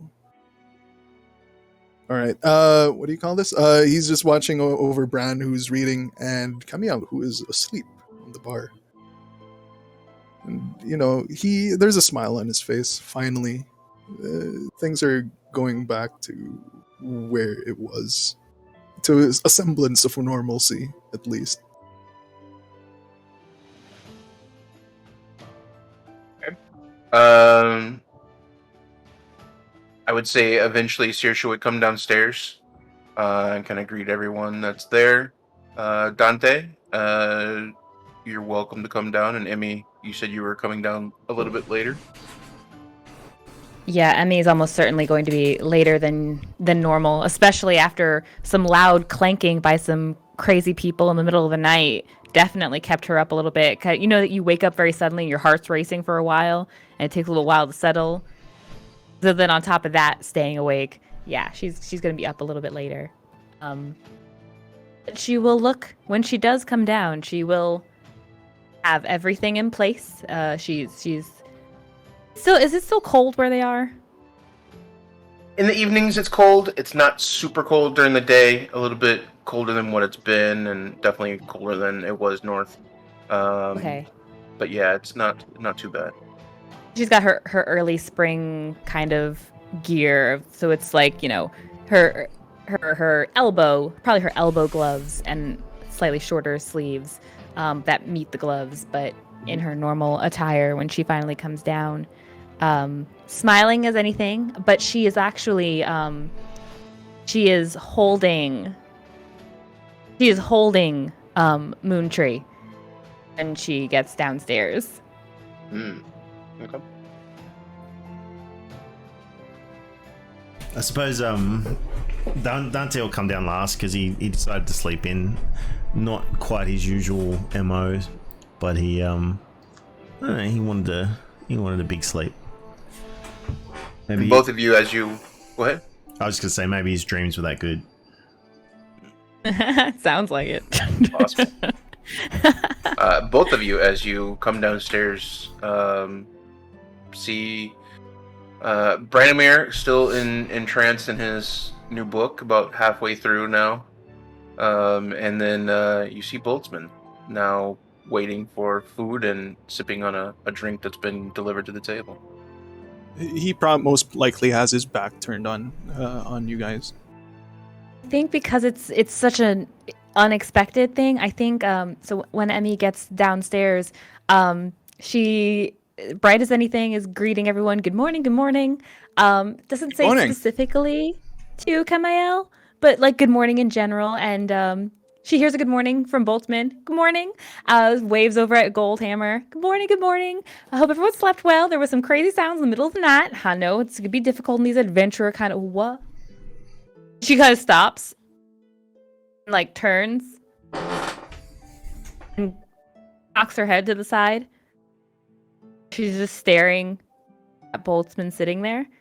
Boltzmann has a cup of coffee. He smiles back at you. He raises his mug a bit. Hi.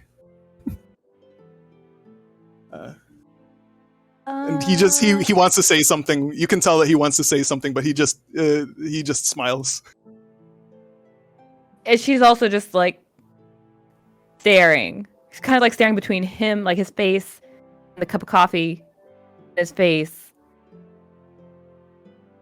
And it's unusual to see her without words, but she is currently without words. Boltzmann just looks around, tries to see if not really reading what's going on with Emmy. He just looks around, tries to see if the other the handsome rogue in the party is around.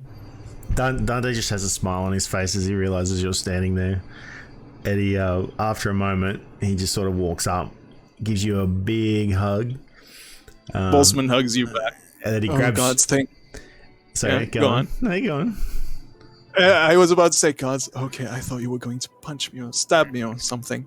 No, he just gives you a big hug, and then as you do that and you go, wait, he just sort of leans back, grabs you on the face, like grabs you like his hand on your face, squeezing your lips together. He's just like, I miss this face, Boltzmann. Where have you been? And he gives you a big kiss on the lips. Where have you been? I think that breaks Emmy's stupor, and she There it starts is. laughing. God. Then Boltzmann takes a big swig of his mug of coffee and he gargles it. Oh, What he you should have does- been there when his face was melted off. That would have been something. Yeah, he's got a cleft on his chin now, and he just sort of holds it out as Emmy says that. He goes, do you like it? I think it works. It's charming. Of course it is. Gods. Dante, I miss Dante- you. She kind of pushes Dante aside, like not shoves, but like moves him, and now she's standing in front of Boltzmann, like Emmy. touches his shoulders, like seriously, Hi. really, really. Finally, somebody who could talk. I could talk magic with. How are you? Well, I've been where I was expected to be, I suppose. Where have you been? And she kind of like she pats his cheek, like she raises her hand, right? Like so it kind of looks like she might slap him. In fact, but she pats his cheek. It is warmed. It is hot to the touch though, almost like a quick burn, because she like her cantrip. She's got forgot the name of it, but fire. So like it's hot when she pats his cheek. And where have you been? You're the one who left abruptly. I'm sorry. He now looks towards Saoirse, Dante, and Emmy, realizing that he has to tell the story all over again. Starts off with, "Well, I'm sorry, and I had to take care of a few things, and he gestures towards the seats, the table, as he once again tells the story about him going away, and before making sure though that nobody. How occupied is this tavern right now, Moose? Not too much. There's a few people that have come down from upstairs. There's one couple that had come and is sitting at a table near where you guys are. Jimmy is still sitting in the place where he collapsed the night before, or that Camille had put him. And that's about it right now. And then Goldhammer himself. And Boltzmann, in a slightly, in a more hushed tone, he tells the story of what he did, the having to visit Ironweaver and so on and so forth, and adding in a little more detail about what he did afterwards, since Emmy is here. Well, after all of that, I did a bit of tinkering, and my little toy, Barnabas, I just tweaked a few things about him, and hopefully he's going to work a bit better now. And yeah, and as for the both of you, first off, what happened there, Dante? And he points towards Dante. He's at this nick on his chin. What exactly happened there? Ain't that a story? Oh, I stuck my Dante wanted to face do some into exploring. a place I shouldn't have, and this time it didn't work out for me. Bit back.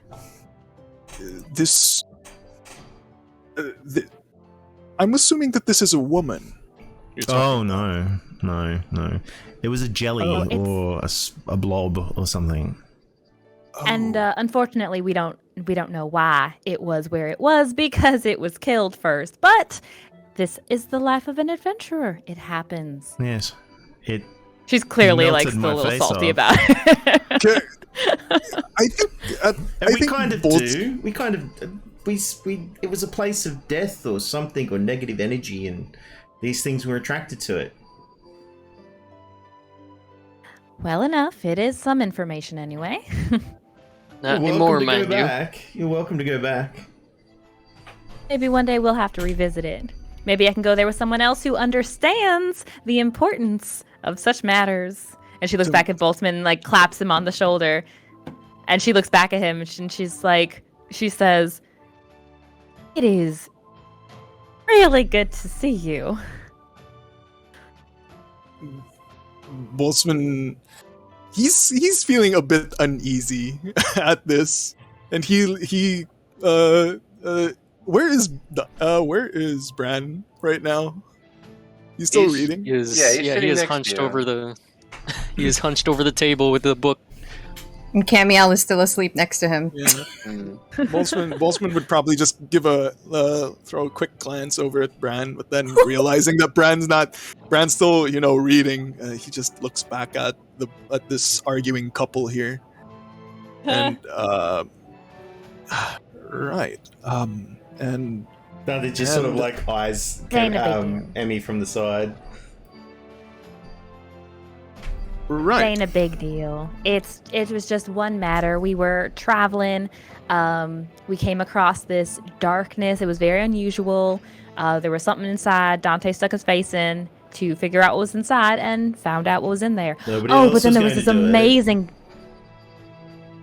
As I was saying, there was this amazing thing. So I made this elemental. I summoned an elemental, which I can do, by the way. And I'll show you in my grimoire. It's this really fantastic incantation. It's beautiful. It's really delicate and beautiful. But I sent in this elemental, and they fought in the dark. We were blind to it. And she goes on to the whole explanation of how the elemental was basically recounting what it saw and felt, so that she could tell it what to do, and fought the dark, whatever was in the dark. Goes on to this whole explanation with much more detail, of the arcana side of it that the others wouldn't understand. Boltzmann would nod at the everything about it. The applications. He would even interject a few times and asking a few questions about the mental controls about it, the more nuanced interactions of it. Then at the end of it all, wow, we should spend a bit more time to exchange notes. I'm fairly certain that perhaps she should tell you how she's very good at slowing people down. I am quite skilled at a slow spell. Yes, I am. She's very good at it. Okay. The whole story. I'll explain to you exactly what happened. All right. What about? then. Oh my gosh! But And, you came back. You Yes, of course. He was always going to come back, and Dante just has this big smile on his face. Of course. Life is no longer normal without you, Dante. Well, something like that. I'll but- take that as a compliment, Boltzmann, knowing Yes. Yes, you should. I would say it was a compliment. I've also heard about something about a puppet. Boltzmann. Oh, Bran puts down the book at that point. He just slams it shut from, She's actually from been end holding- to end. she's My actually been favorite holding topic. in her arms, like in the crook of her elbow, is this little like he looks like a little like a stuffed dragon, right? Yes. It's like a little Yeah, it's like sock puppet, but it's multicolored, and it looks like a little kind of dragon. yeah. So she'll hold up Moontree. She's like, yes. Oh, yes, we found this little guy here. Goldenhammer was holding. Well, Goldenhammer had him here.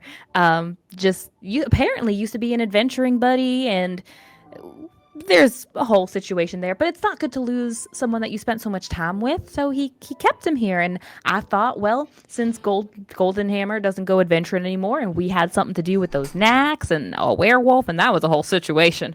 But I thought that Moontree would like to see what was going on, so I took him with us. He had to cut it off his adorable? hand. He had to cut it off his hand, that's- Boltzmann. That's something Maybe. Emmy likes to forget. What? Cut off Listen, whose there's- hand? What? Goldhammer. Goldenhammer may have had an incident, He but had to we cut did it not. off to get it away An from him. incident, she says. I managed to I kept both my hands. Well, Hello, you didn't and she stick waves it in with the her puppet, fingers. did you? It's biding its time. Well, not in the field anyway. Y'all are making all kinds of assumptions here. We just don't know yet, and I'm sure Moontree has plenty of answers, and we can learn a lot. Puppet. General rule of thumb. If it cuts off your arm, it ain't good. I'd say it probably needs an autopsy, Boltzmann. You should head that up. Whoa. Just to be Start just with to our be- words. Just to be clear, this is some normal looking puppet that Yep. looks like a dragon. Yep. Mhm. But he Actually, talks. But he talks. Yes. Oh boy. If you're And- wearing the puppet, he'll talk to you. Yeah, only the person who's wearing the puppet. Wearing, not holding. Yes. You So have I to stick can't your hear hand him in. right now, insofar as I'm not wearing It's a sock the puppet. Yeah, it's a sort of sock puppet. Okay. Yeah, exactly. Just. Would it be all right if I borrow Moontree?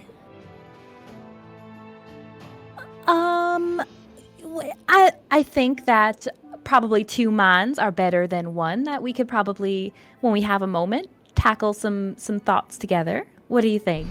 Why can't he do it now? Because I haven't even had breakfast yet.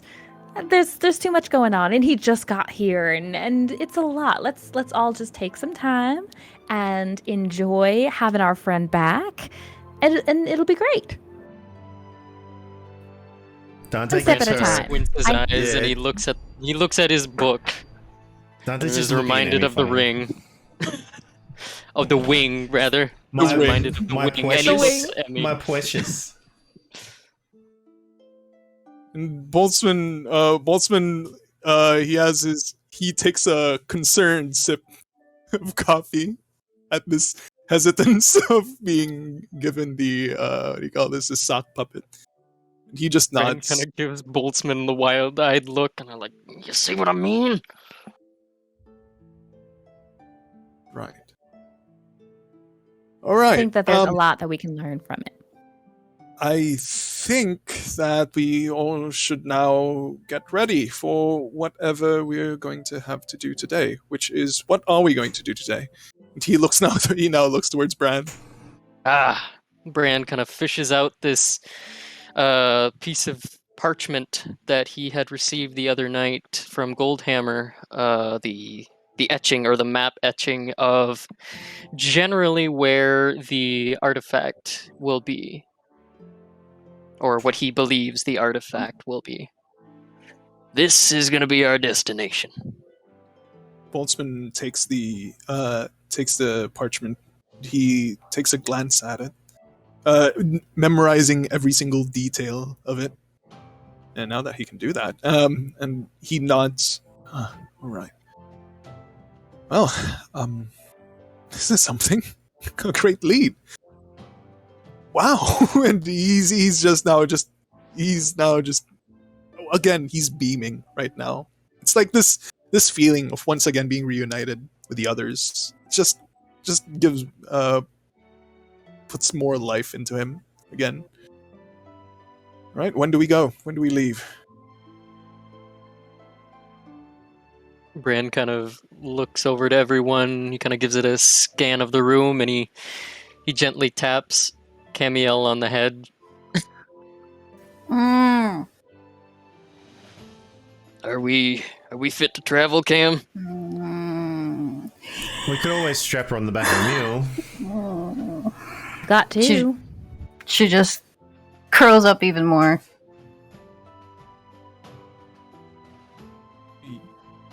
Sleeping Beauty. Were the mules here? Or were the mules in No, Wonderkeep? no, we left the cart and everything behind. But if we find a mule, Yeah. we could buy one, strap it to it. Be alright. Could always use a knack. That too. Be a bit slow, but Plenty of those.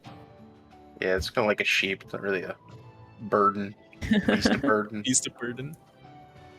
And he's like yawning this whole time, like trying to cover that she's also like yawning a bunch. I don't know about everybody else, but I had a great sleep and I am ready to go get this sword. Let's do it. Swords. Definitely. That's our task. Golden Hammer comes over and kind of he sees you guys there and drops the plate of food. It's a lot of meat, actually some potatoes, like diced up God. potatoes, like breakfast potatoes, that kind of thing. Dante's in. Kinda Dante's just covered like in anime covered in this like white gravy. Goku at a meal, like he's just in on that. Yes.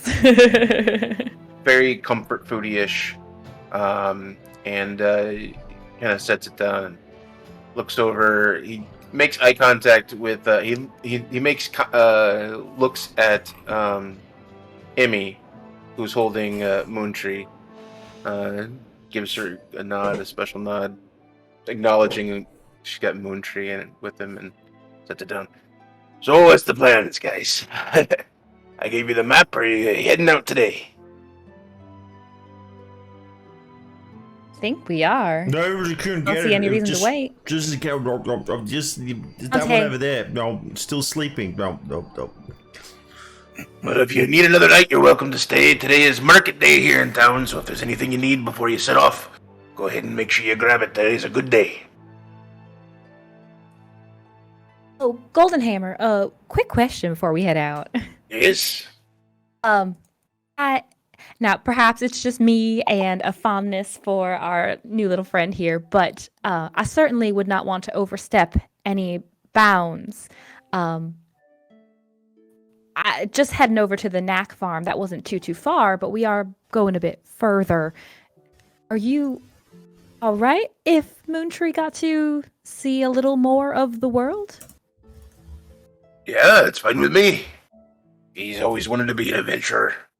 He's always looked for adventures that would take him along, so you're more than welcome to him. Well, excellent. We'll be sure that he gets a great experience, equaling only to your own, sir. And I think he'd enjoy that. And then he'll have lots of stories to come back and tell you as well. Yeah. Okay. She kind of lingers. Yeah, she kind of lingers looking at him. But if he breaks eye contact, then she'll just kind of look back at Moontree and then make herself a plate of food. We don't talk much anymore, but I'd be happy if he's happy. I think he will be. Boltzmann just overhearing all of this conversation. He's still just taking concern. He's this visible concern on his face while he's sipping his coffee. He's just all right. He's just nodding to himself, taking note of all of this. And we just pats Boltzmann on the leg. We've got lots to talk about. Yes, we do. Absolutely do. Dante just shakes his head First. while he's eating. He just shakes his head, sort of glances at Boltzmann, sort of raises an eyebrow, and then just sort of, goes back to eating. I know that Saoirse had said that she was looking for arrows the last time, and the last time place that she did not find any. So she says that she will definitely be looking at the marketplace if today's market day to see what they have available for her. Well, if we're not gonna, are we gonna go? Like, obviously, Camiel is Asleep. asleep. It might be a nighttime journey. She can wake up if you guys wake her up. I say let her sleep.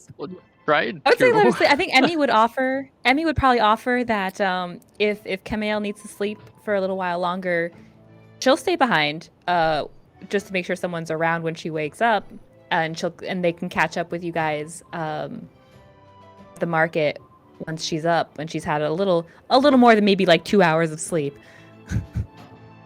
What time is it? What time is it right now? In the morning? 8 or so. 8. So I'm probably thinking she fall 5 asleep hours. around. Yeah, 5. That's about enough. Yeah, you could definitely wake her up. Okay. Well, yeah, then I guess. Gonna do the honors. Emmy said she'd stay and watch her sleep, not that she'd wake her up. Dante's gonna go with Saoirse and help her find arrows and stuff and check out the place. Bran doesn't actually need to go to market. He's pretty much kitted out.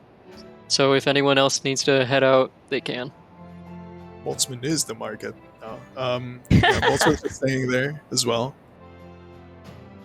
Saoirse would ask Bran if he needed food supplies.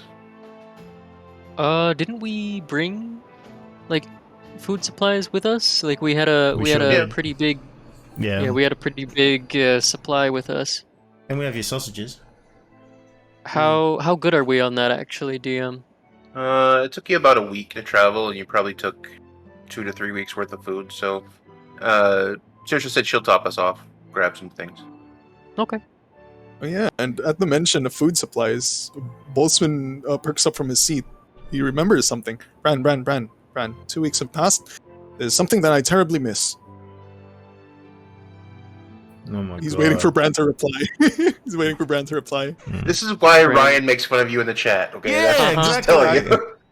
You always put me in these positions. Exactly. You're not Positions, making though. it any better. And you embrace it. You You have not embrace at all it. Y'all need to hated the get laid. situation. Boltzmann and Bran's. I'm imagining Bran's reaction would be, "What the fuck?" Yeah, Bran's just actually his eyes are scanning the room as if this is a pop quiz, and he's just kind of caught off guard. Like, Sausage. oh, Sausage meat. Bran. No, wait. What? I mean, Actually, at the mention of sausage meat, Bran actually has a way of slamming the palm of his hand against the side of the bag so that it launches a sausage right out, and he deftly catches it midair. and he hands it to Boltzmann. He has become one with the sausage bag. That he is learning tricks. Some showmanship right over there. Yep, Sleight of hand or Oh man, dexterity, I want to roll acrobatics for check? that Oh. like a one. cowboy, like a Oh. cowboy, I almost wanted to roll, but releasing also- his 6-shooter from his just Rule of Bolster. cool. Rule of cool. And Boltzmann takes a bite, and there's this joy that fills his face, mostly visible in his eyes. Oh, gods! And he even he takes off his gloves to make sure that he's holding the sausage with his bare hands, and at the end of it. I can't take it anymore. It's only Yes. getting better. This is why Bran is like de facto the butt of the joke because of the Boltzmann Marshall, doesn't you mean don't. any of this. This is Boltzmann. Bran has not done this. I just want to This say is I did not do anything. Oh, shut up. Well, at This the For end the of it all, first Not time. this time. For the first time, Ryan didn't do any of this. Ryan. You started it. he just even he If he it's not relishes Boltzmann, the it's moment. Ryan. I mean, Dante. He relishes the sensation, this pleasure that fills his mouth. Oh my god, You're okay. doing that on All purpose right. now. Okay, that's the end of Yes, that. making TOS. grits. Yeah, it's not as good if it doesn't happen So- naturally, mate. Naturally. As you guys are sitting there, Golden Hammer, it kind of does tell you that I the didn't mean to do this. market day, there's traders, farmers come from all around. I can't do the voice anymore, damn it. So there's a lot of places that are there that aren't normally there. He goes into a little bit of detail. There's hunters and people have businesses, crafts and collections. So there's a whole bunch of things that aren't normally in town that are in town today just because it's market day once a week where they all come and collect and gather. So, and you do notice like the outside seems a little bit more busier. Not normally too much traffic on the road in front of the inn. But you do see a much busier hub of activity than you've seen. You hear some traffic of carts and people outside that normally you wouldn't have. So yeah. Before, or I guess as we are heading out towards market and such, Mhm. me does want to get Golden Hammer's attention one more time, but not like in front of everyone. Like she, aside of the bar table, maybe, or the bars that's less populated. Yeah, Um, as everyone's kind of working their way out, you can definitely pull him aside. And she asks him, just a quick aside. Did we actually, out of character, did we tell him what we found when we went out there with the Nax? It was referred to that there was the woman was there, the medicine woman that was kind of they thought was evil, and then the werewolves. I think Bran had said that the previous night, Okay. or at least alluded to it, if not specifics, alluded to something like that. Okay. Emmy mentions that so part of what Moontree got to experience when we were out and about was I guess the proper cause of the knack issue. A werewolf was the issue, as it turned out, but there was a witch type woman, called herself a medicine woman. I don't know if perhaps that sounded familiar at all. Maybe someone else in this area. She's kind of looking at him a bit pointedly. Not generally working with being low key, but she's asked, if anyone else perhaps had any issues coming across a woman like this. What did you say the name was? Her name was Kennedy. Name vaguely rings a bell. Maybe she's come in. I don't remember. Hold on one second. Let me roll. Huh?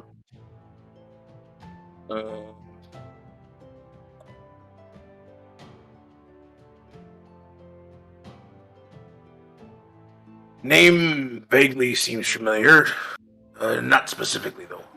May have heard of her in the past. No? Okay. I only ask because as a traveler and with this group like this, you could tell a group like that, crazy as they might seem sometimes, only want to help. She pulls out the journal, and it's dog-eared on the page, one of the pages that she kind of got hung up on the night before. And she doesn't say anything. She just turns it to him and lets him see the paragraph she had read. And she just repeats that folks like us, folks like yourself, adventurer types, we're just trying to help. And if there is more we could do to help, it's all we want to do. As he reads that paragraph, he gets to those keywords, and you see his face kind of go pale for a second.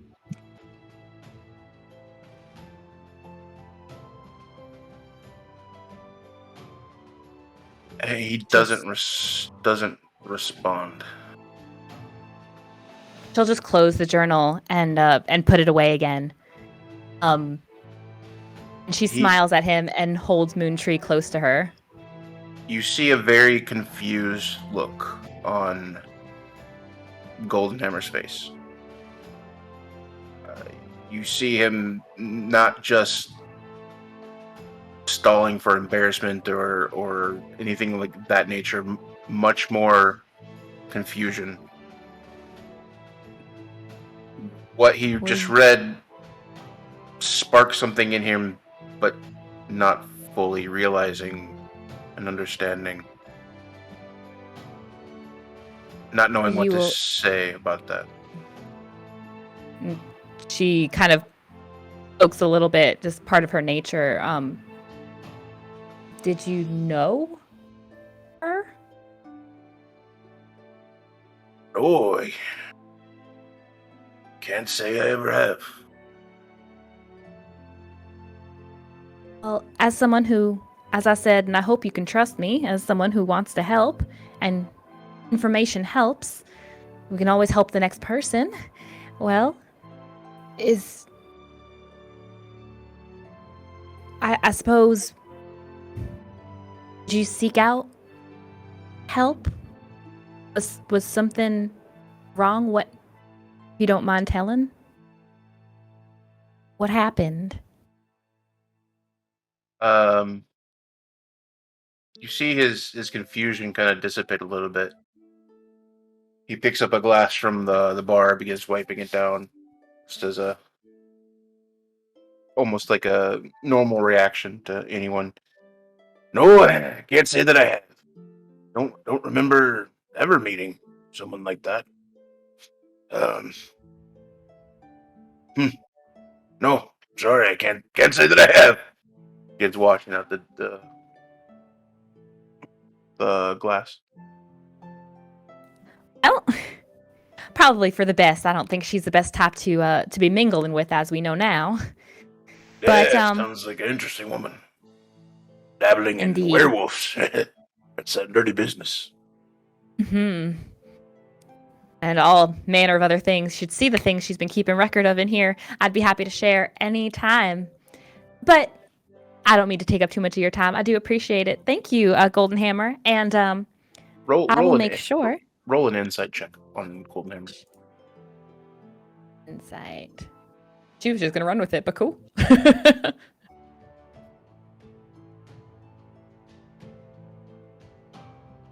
18? 18. From what you genuinely saw confusion, and then that confusion fade, as if as if when he responded the second time, there was no deceit in his voice. There was no deceit in his mannerisms. Everything that he was saying was 100% true from his perspective. That he had never met the person and didn't remember anything about ever coming in contact with her. Yeah, and I think they recognized the way she phrased the question, get a response like that, but she also, based on other interactions she's had with this group now that are sort of putting her own views into perspective, she doesn't really want to pry any further into something that might get him upset because he's a big old honking adventurer type. She doesn't want to deal with that.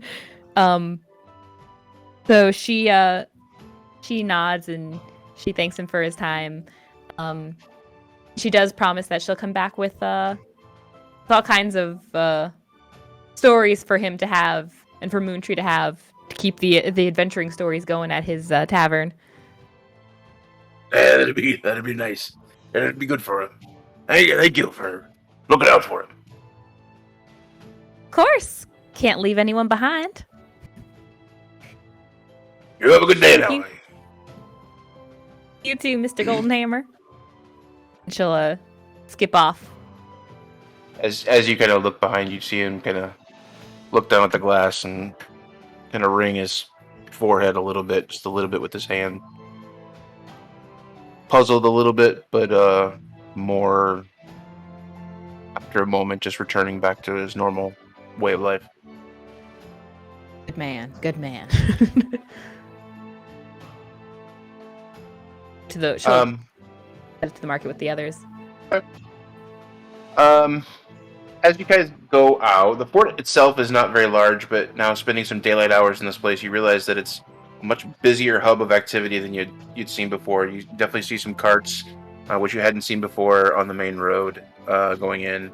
You can still see some people filtering in. It's still early in the morning. Not super early, but early enough. You guys see a bunch of regular businesses that are regular, just like the inn, where it's housed in buildings and have permanent locations. A couple of stalls that are kind of permanent, but you see a lot of carts that have also filled and kind of lining the sides of the road that kind of go into the main square.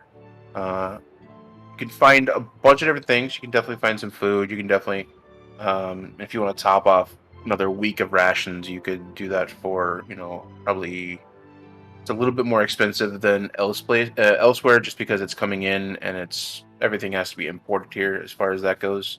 And it really is the last stop before hitting the mountains.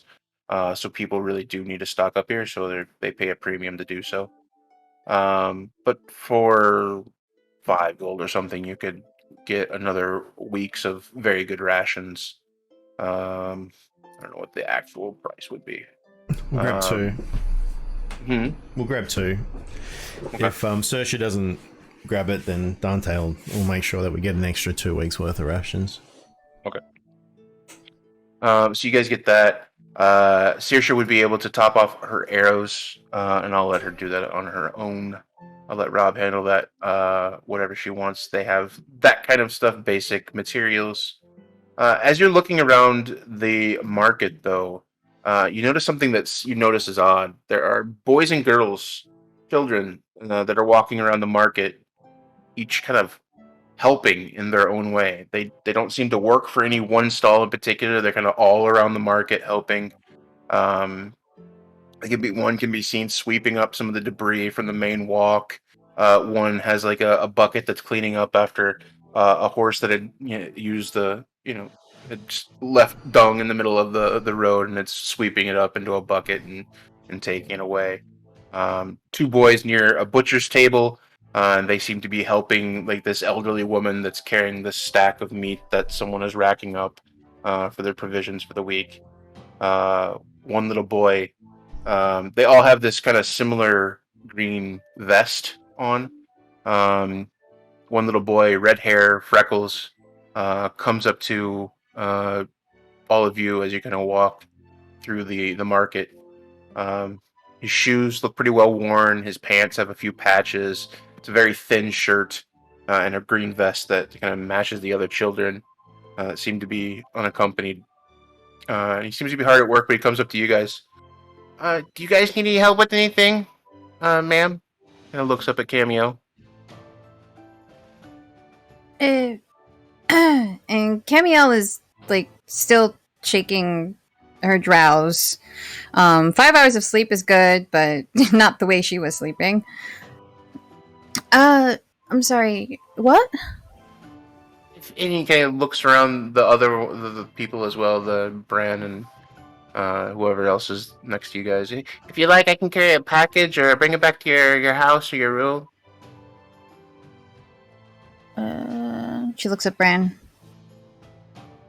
And Bran kind of points at Boltzmann, particularly the bag of holding at the side of his hip. Or where does Boltzmann keep that thing? Actually, It's like something like a sling bag, you know. He points to that. I'm pretty sure we got that handled, buddy. Thank you, though. Roll a perception check, Bran, as you talk to him. Oh no, not perception. Pickpockets? Pickpockets? Oh my! Oh, I made a goof. A gaff. And that is A 12. That's not too bad. You notice on the green vest that they have, there's a little badge of a piece of bread. Oh, would Bran be able to recognize this patch? Yeah, you would. Nice. I'll give you that one. Okay. Bran's eyes kind of widen as he sees this patch, and he immediately recognizes it as one of the symbols of the uplifter. Correct? Mhm. Yes. So, in doing so, Bran would immediately shake his head and I guess he would turn, because on his pauldron, on his armor, it does have a symbol of the uplifter on it. Mhm. So I think Bran The would wheat. kind of would tilt his armor a bit so that he could allow the being to see it. The being the child. Yeah, I'm Oh. sorry, the child. The being. Well, I didn't know what race it was. Sorry. I didn't want to be rude. Yes, it's a little human boy with red hair. Gotcha. Oh, wow. Yeah. And he kind of points to his vest. Yeah, you heard of the uplifter? I serve the uplifter. Oh, really? What do you do?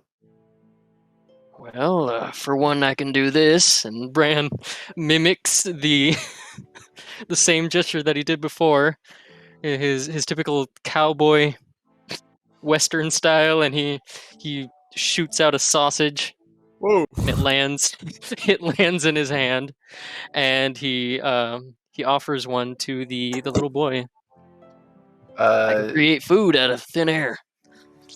The boy is very hesitant. He's wide-eyed at this display of showmanship and instant food. And even as you hold out the food, he does not take it. He keeps his hands tucked. He tucks his hands back into his body a little bit. As you can, is that magic? Is that real? It's definitely real. It's not poisoned. Yeah, I couldn't. I don't want to take food from you guys. That's too much. I insist. Bran kind of forcibly puts the sausage in his hand. He shyly Stop. reaches his hand out, and grabs You it and guys starts- I couldn't. be help it. mature I'm for sorry. like 5 minutes. I miss you guys. I'm sorry. talking about a kid here, guys. Little boy. Hey, it was everyone else but Bran.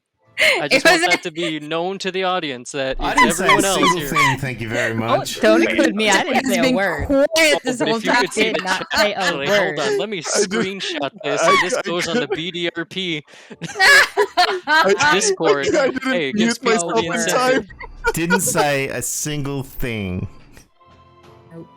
Nope. I pointed something yes. out. I pointed something Anyway. out. Sausage is offered. Anyways. It is the food Anyway. sausage. Hey, can you do that all the time? As many times as I want. Oh, wow. Can you fucking stop? I'm gonna mute everybody. Damn it. Wow.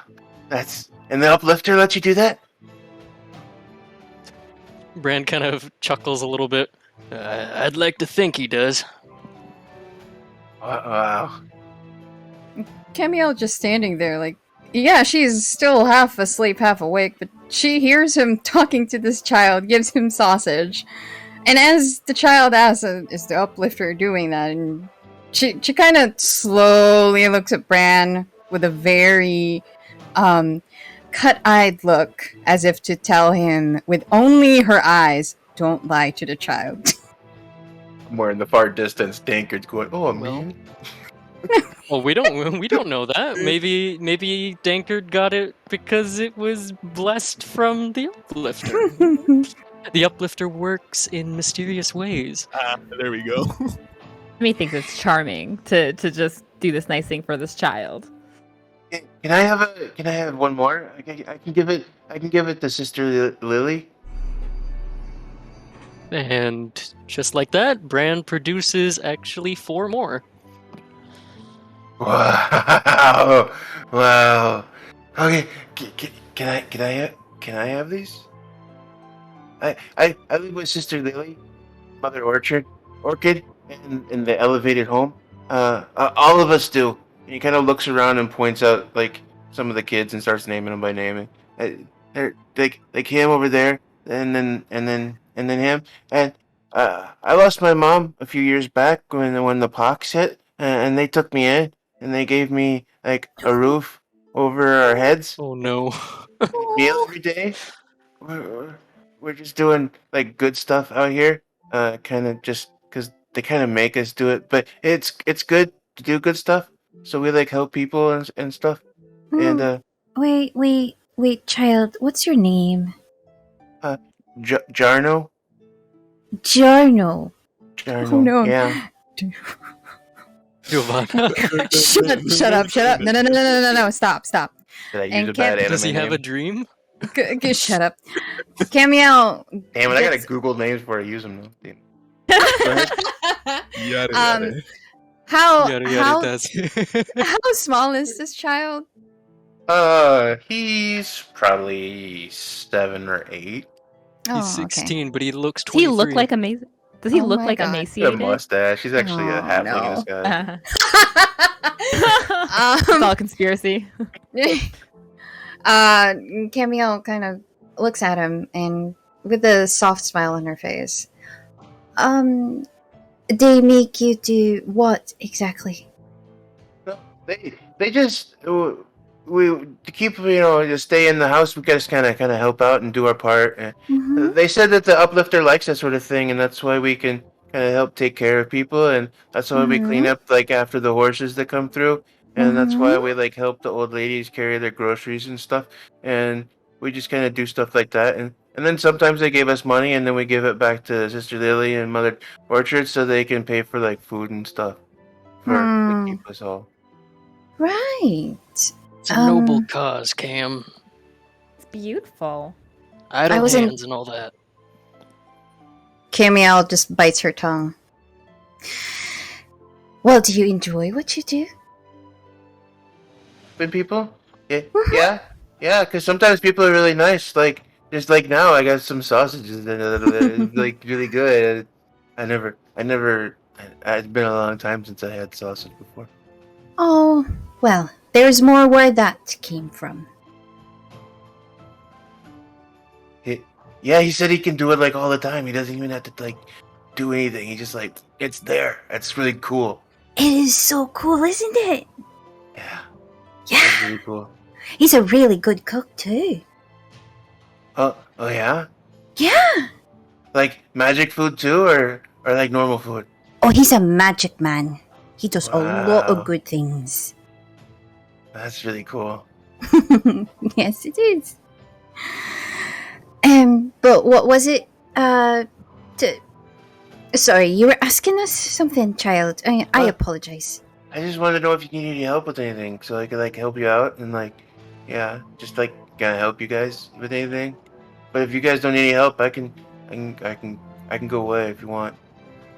It's not that we don't want to. It's that do we need help with anything, Branimir?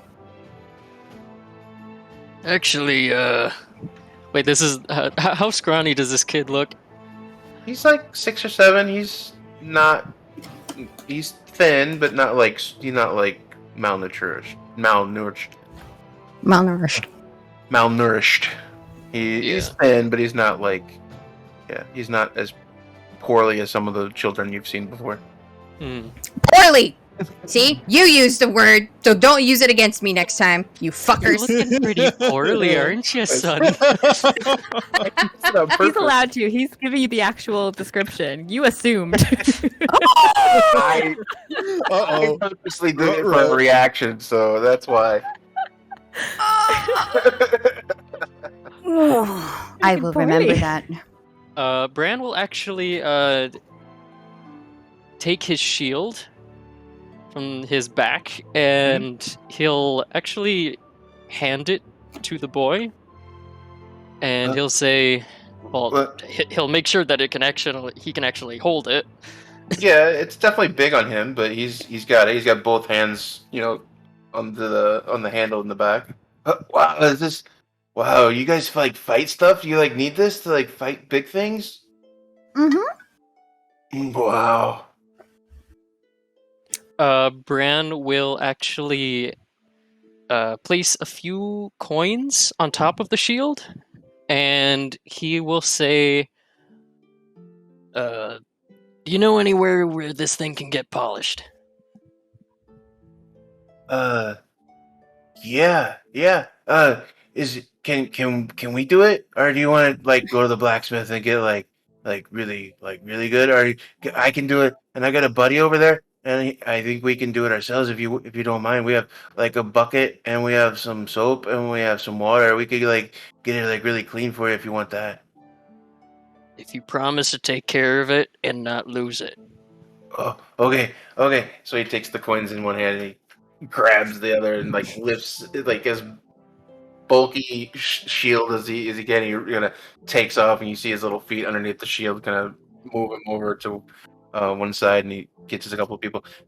And did you gave him the sausages as well? So he's got his like sausages tucked He's in. balancing the sausages on He's top got of his the sausages like holding it like a baby, and then like the shield like in front of it all. And then you see him get to his friends. You see him like open the shield and take out look at the sausages and point to his sausages, and then like cover it back up, and then like run back over to like a barn area where like a stall where he's got like a bucket of water there, and you can see him start to work on it.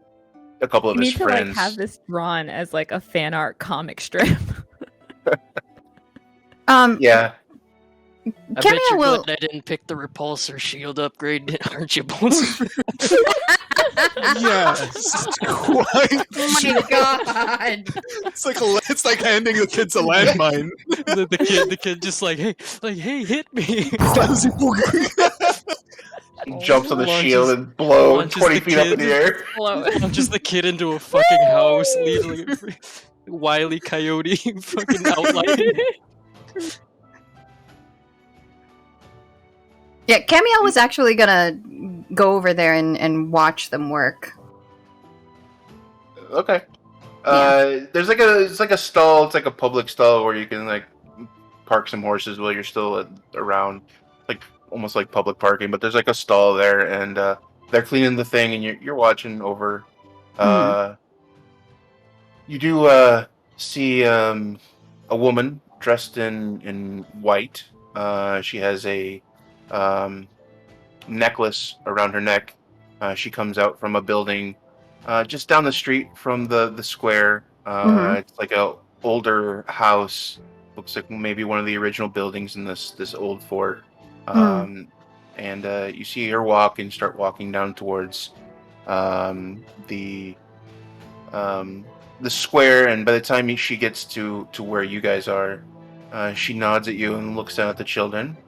Children, are you behaving? And the children kind of look up. Yeah, we're cleaning some stuff for some guys, and he gave us some food and he gave us some money, and we're doing our best to clean it off and stuff. Oh, good. Camiel is actually like sat on the dirt and hugging her knees and watching them quietly. And as this woman approaches, does she know anything about what her necklace?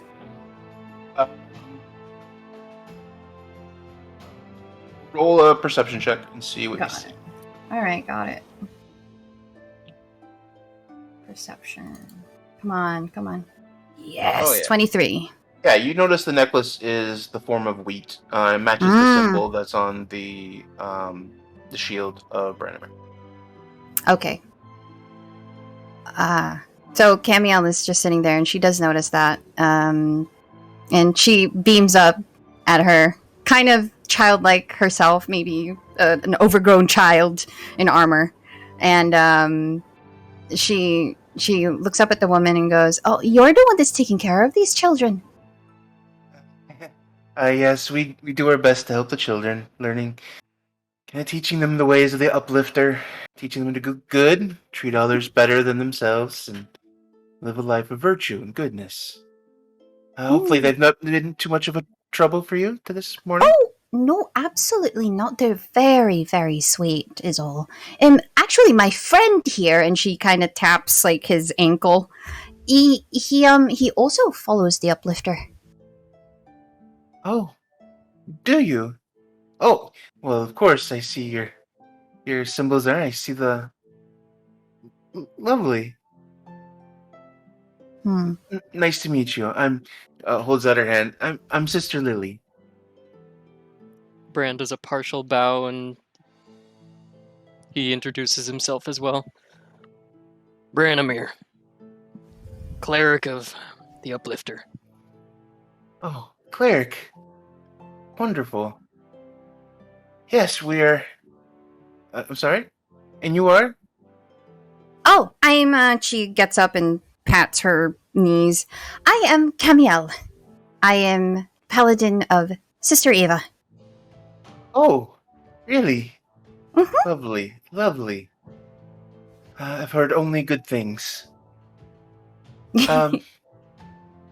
Yes, they are mostly good children. They learn to behave, they learn to be helpful. It's very, very good. It's myself. My name. It's myself and Mother Orchid take care of the children. She's back at the home with some of the others. But How long have you been taking care of these children? well, a few years. There was a big pox that had hit the area recently, and a couple years ago, and there was definitely a large need. A lot of the farmers had passed, and some of the children were remaining, and we just saw the need. I was originally with the Order of the Heart, but Order of the Light Heart, and was brought here to be able to help Mother Orchid be able to run the facility and help with the children. So, like an orphanage?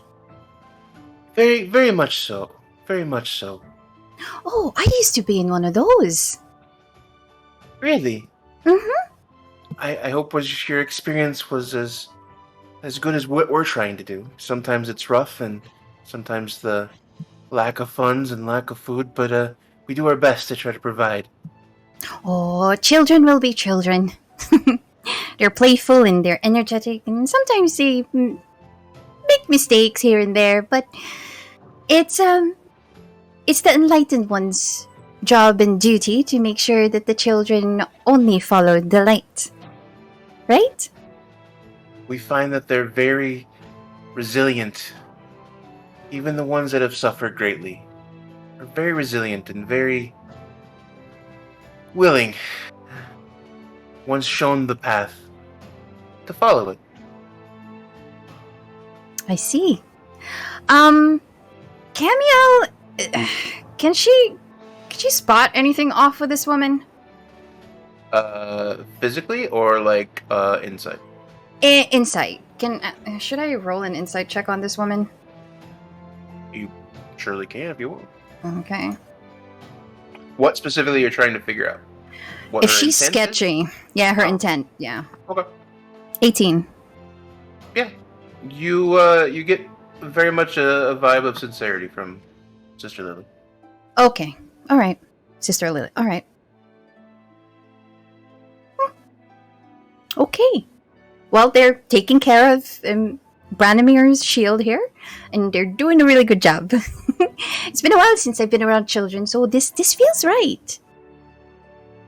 Oh yes, I've heard that your patron, she deals with children, right? Yes, she deals with children and innocence, being motherly and protective. All very good things. All very, very good things. Well, if you excuse me, I need to go and check on the others. Of course. Thank you. Boys, behave. Make sure you do a good job there. And then she kind of wanders off into the rest of the circle and the rest of the square, and kind of looks around and kind of points to the children, points where they can be helpful, and kind of oversees. Camille purses her lips a little.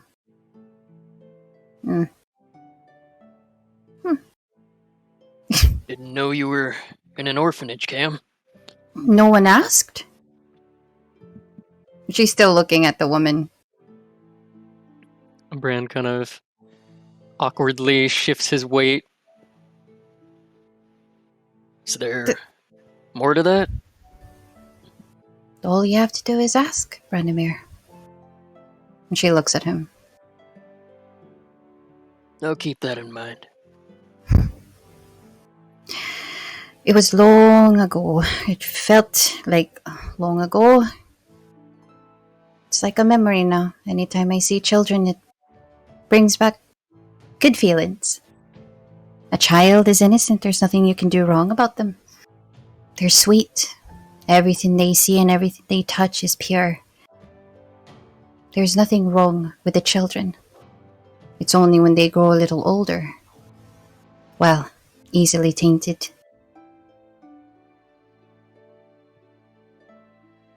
I agree.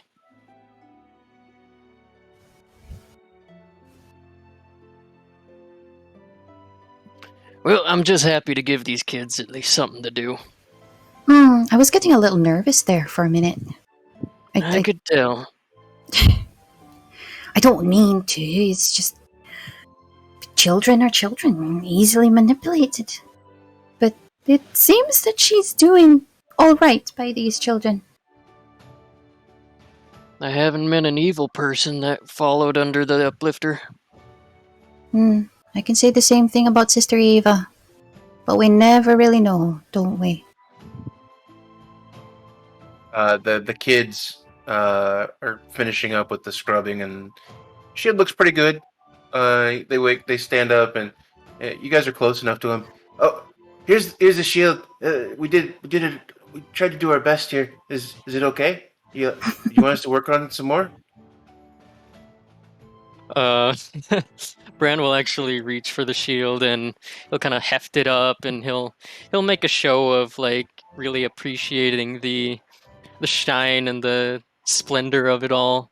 Actually, just for RP's sake, and to kind of amuse them, Bran is actually going to use prestidigitation on the shield so that it has an extra bit of like glowing light to it.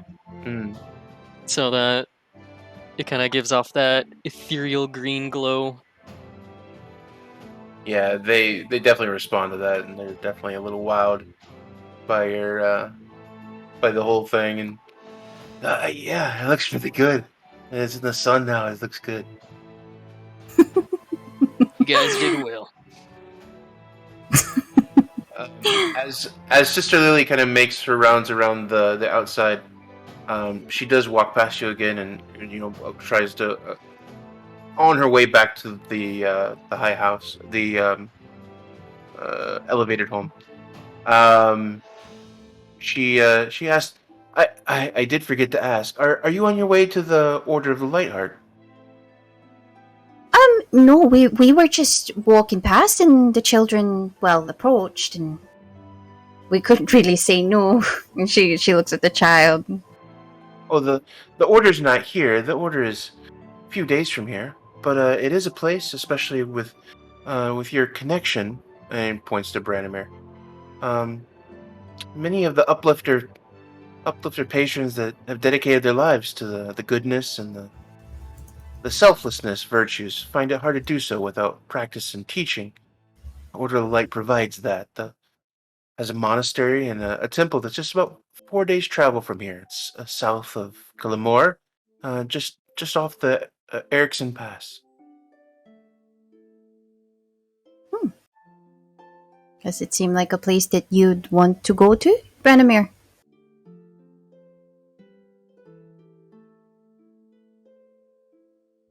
Hello? He fainted. Bran. I blinked out. Yeah, my Your internet popped. yeah. What was that? I probably missed a bit. She basically brought up that there's an Order of the Lightheart, which is a monastery. Many of the Uplifters' patrons have dedicated their lives to the goodness and selfless virtues, and then they offer the practice and teaching. So the Order of the Lightheart has a monastery, temple just 4 days' travel from here, south of Kalamor.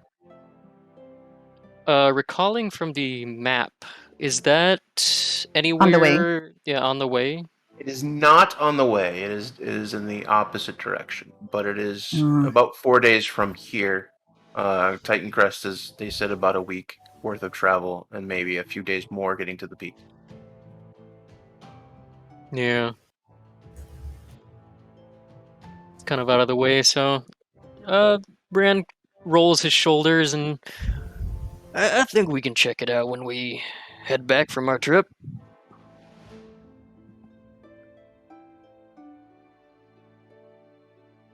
Well, that's lovely. If you do, say hello from me. That's where I was originally from. But Be sure to do that. good. Thank you, and I'm glad you're happy with the children's progress there. Your shield. It'll deflect many blows. That's great to hear. Thank you. And she bows a little bit and then walks back. Walking back to the house. Branimir. Hmm. She gives him a pat on the shoulder. You should have children. You'd make a wonderful father. Bran kind of coughs. She's grinning from ear to ear. Sausage daddy. Well, you're in the chat. by the way. Sausage. Sausage daddy. Oh my god. All right. Regrets. That's off the table for now, Cam. Well, I'm not saying do it now. I mean, you're young. At least somebody thinks so. You're young and handsome, and your sausages are the best. I've heard. Mm. Mm-hmm. He kind of pats his bag of sausage holding rather proudly. And as you continue into the rest of the square with your now polished and shiny armor shield, that's where we're going to leave off for next time. Yay! Hey, Yeah. nice. Oh, it's so nice to be back. Yay. So I want to say thank you to all of our followers and supporters this week. We did have a couple. Thank you, Juicy, for resubscribing. Thank you, Aldo Ditto, for a follow. And then Thumper for last week's resubscribe. If you missed any part of this episode, the VOD is available immediately on Twitch, but they won't stay there forever. If you want to catch up on any of our previous episodes of the campaign, the link to our YouTube is below. Search Black Dragon RP and our big dragon eye logo, and that'll bring you to where we are. Last thing before we go, I do want to take a moment, shout out our players. In the info box below, you will see some links. Go check out these wonderful people. Some of them have links to their Twitter accounts, like RPG Theologian Rob, who plays Saoirse, who was out for a Thanksgiving family day. The Relentless Hunter, who plays Aaron, who plays Branimir. I didn't met him. Throwaway Doodles, who is Aaron. Aaron. Yeah. You. Yeah. Good job. Hi. Good job. Yeah, I mean, I also play Ellen Boltzmann. whatever, guys. But yeah, go on. Start from the top. Relentless Hunter Aaron, who plays Branimir. Some stream on Twitch sometimes, like Pumper Knox Brian, who plays Dante. Yumi Segura, Tony, who plays Cameo, and Emmy V, who is Bryn. Streams on the Bryn Nailed It channel. I'm Brad. I'm also known as Monocle Moose on all platforms. Go check us all out. Please go to the info box below. Click the links. Say hi to us there. That wraps up this episode from all of us. Thank you very much for being here. Thank you. I really enjoyed being back. Really enjoyed all the fun tonight. We'll be here again next week. Same times, same Twitch channel. We love you very much, and goodbye. Bye. Great to be back. Bye. Bye. It was great. Bye, everybody.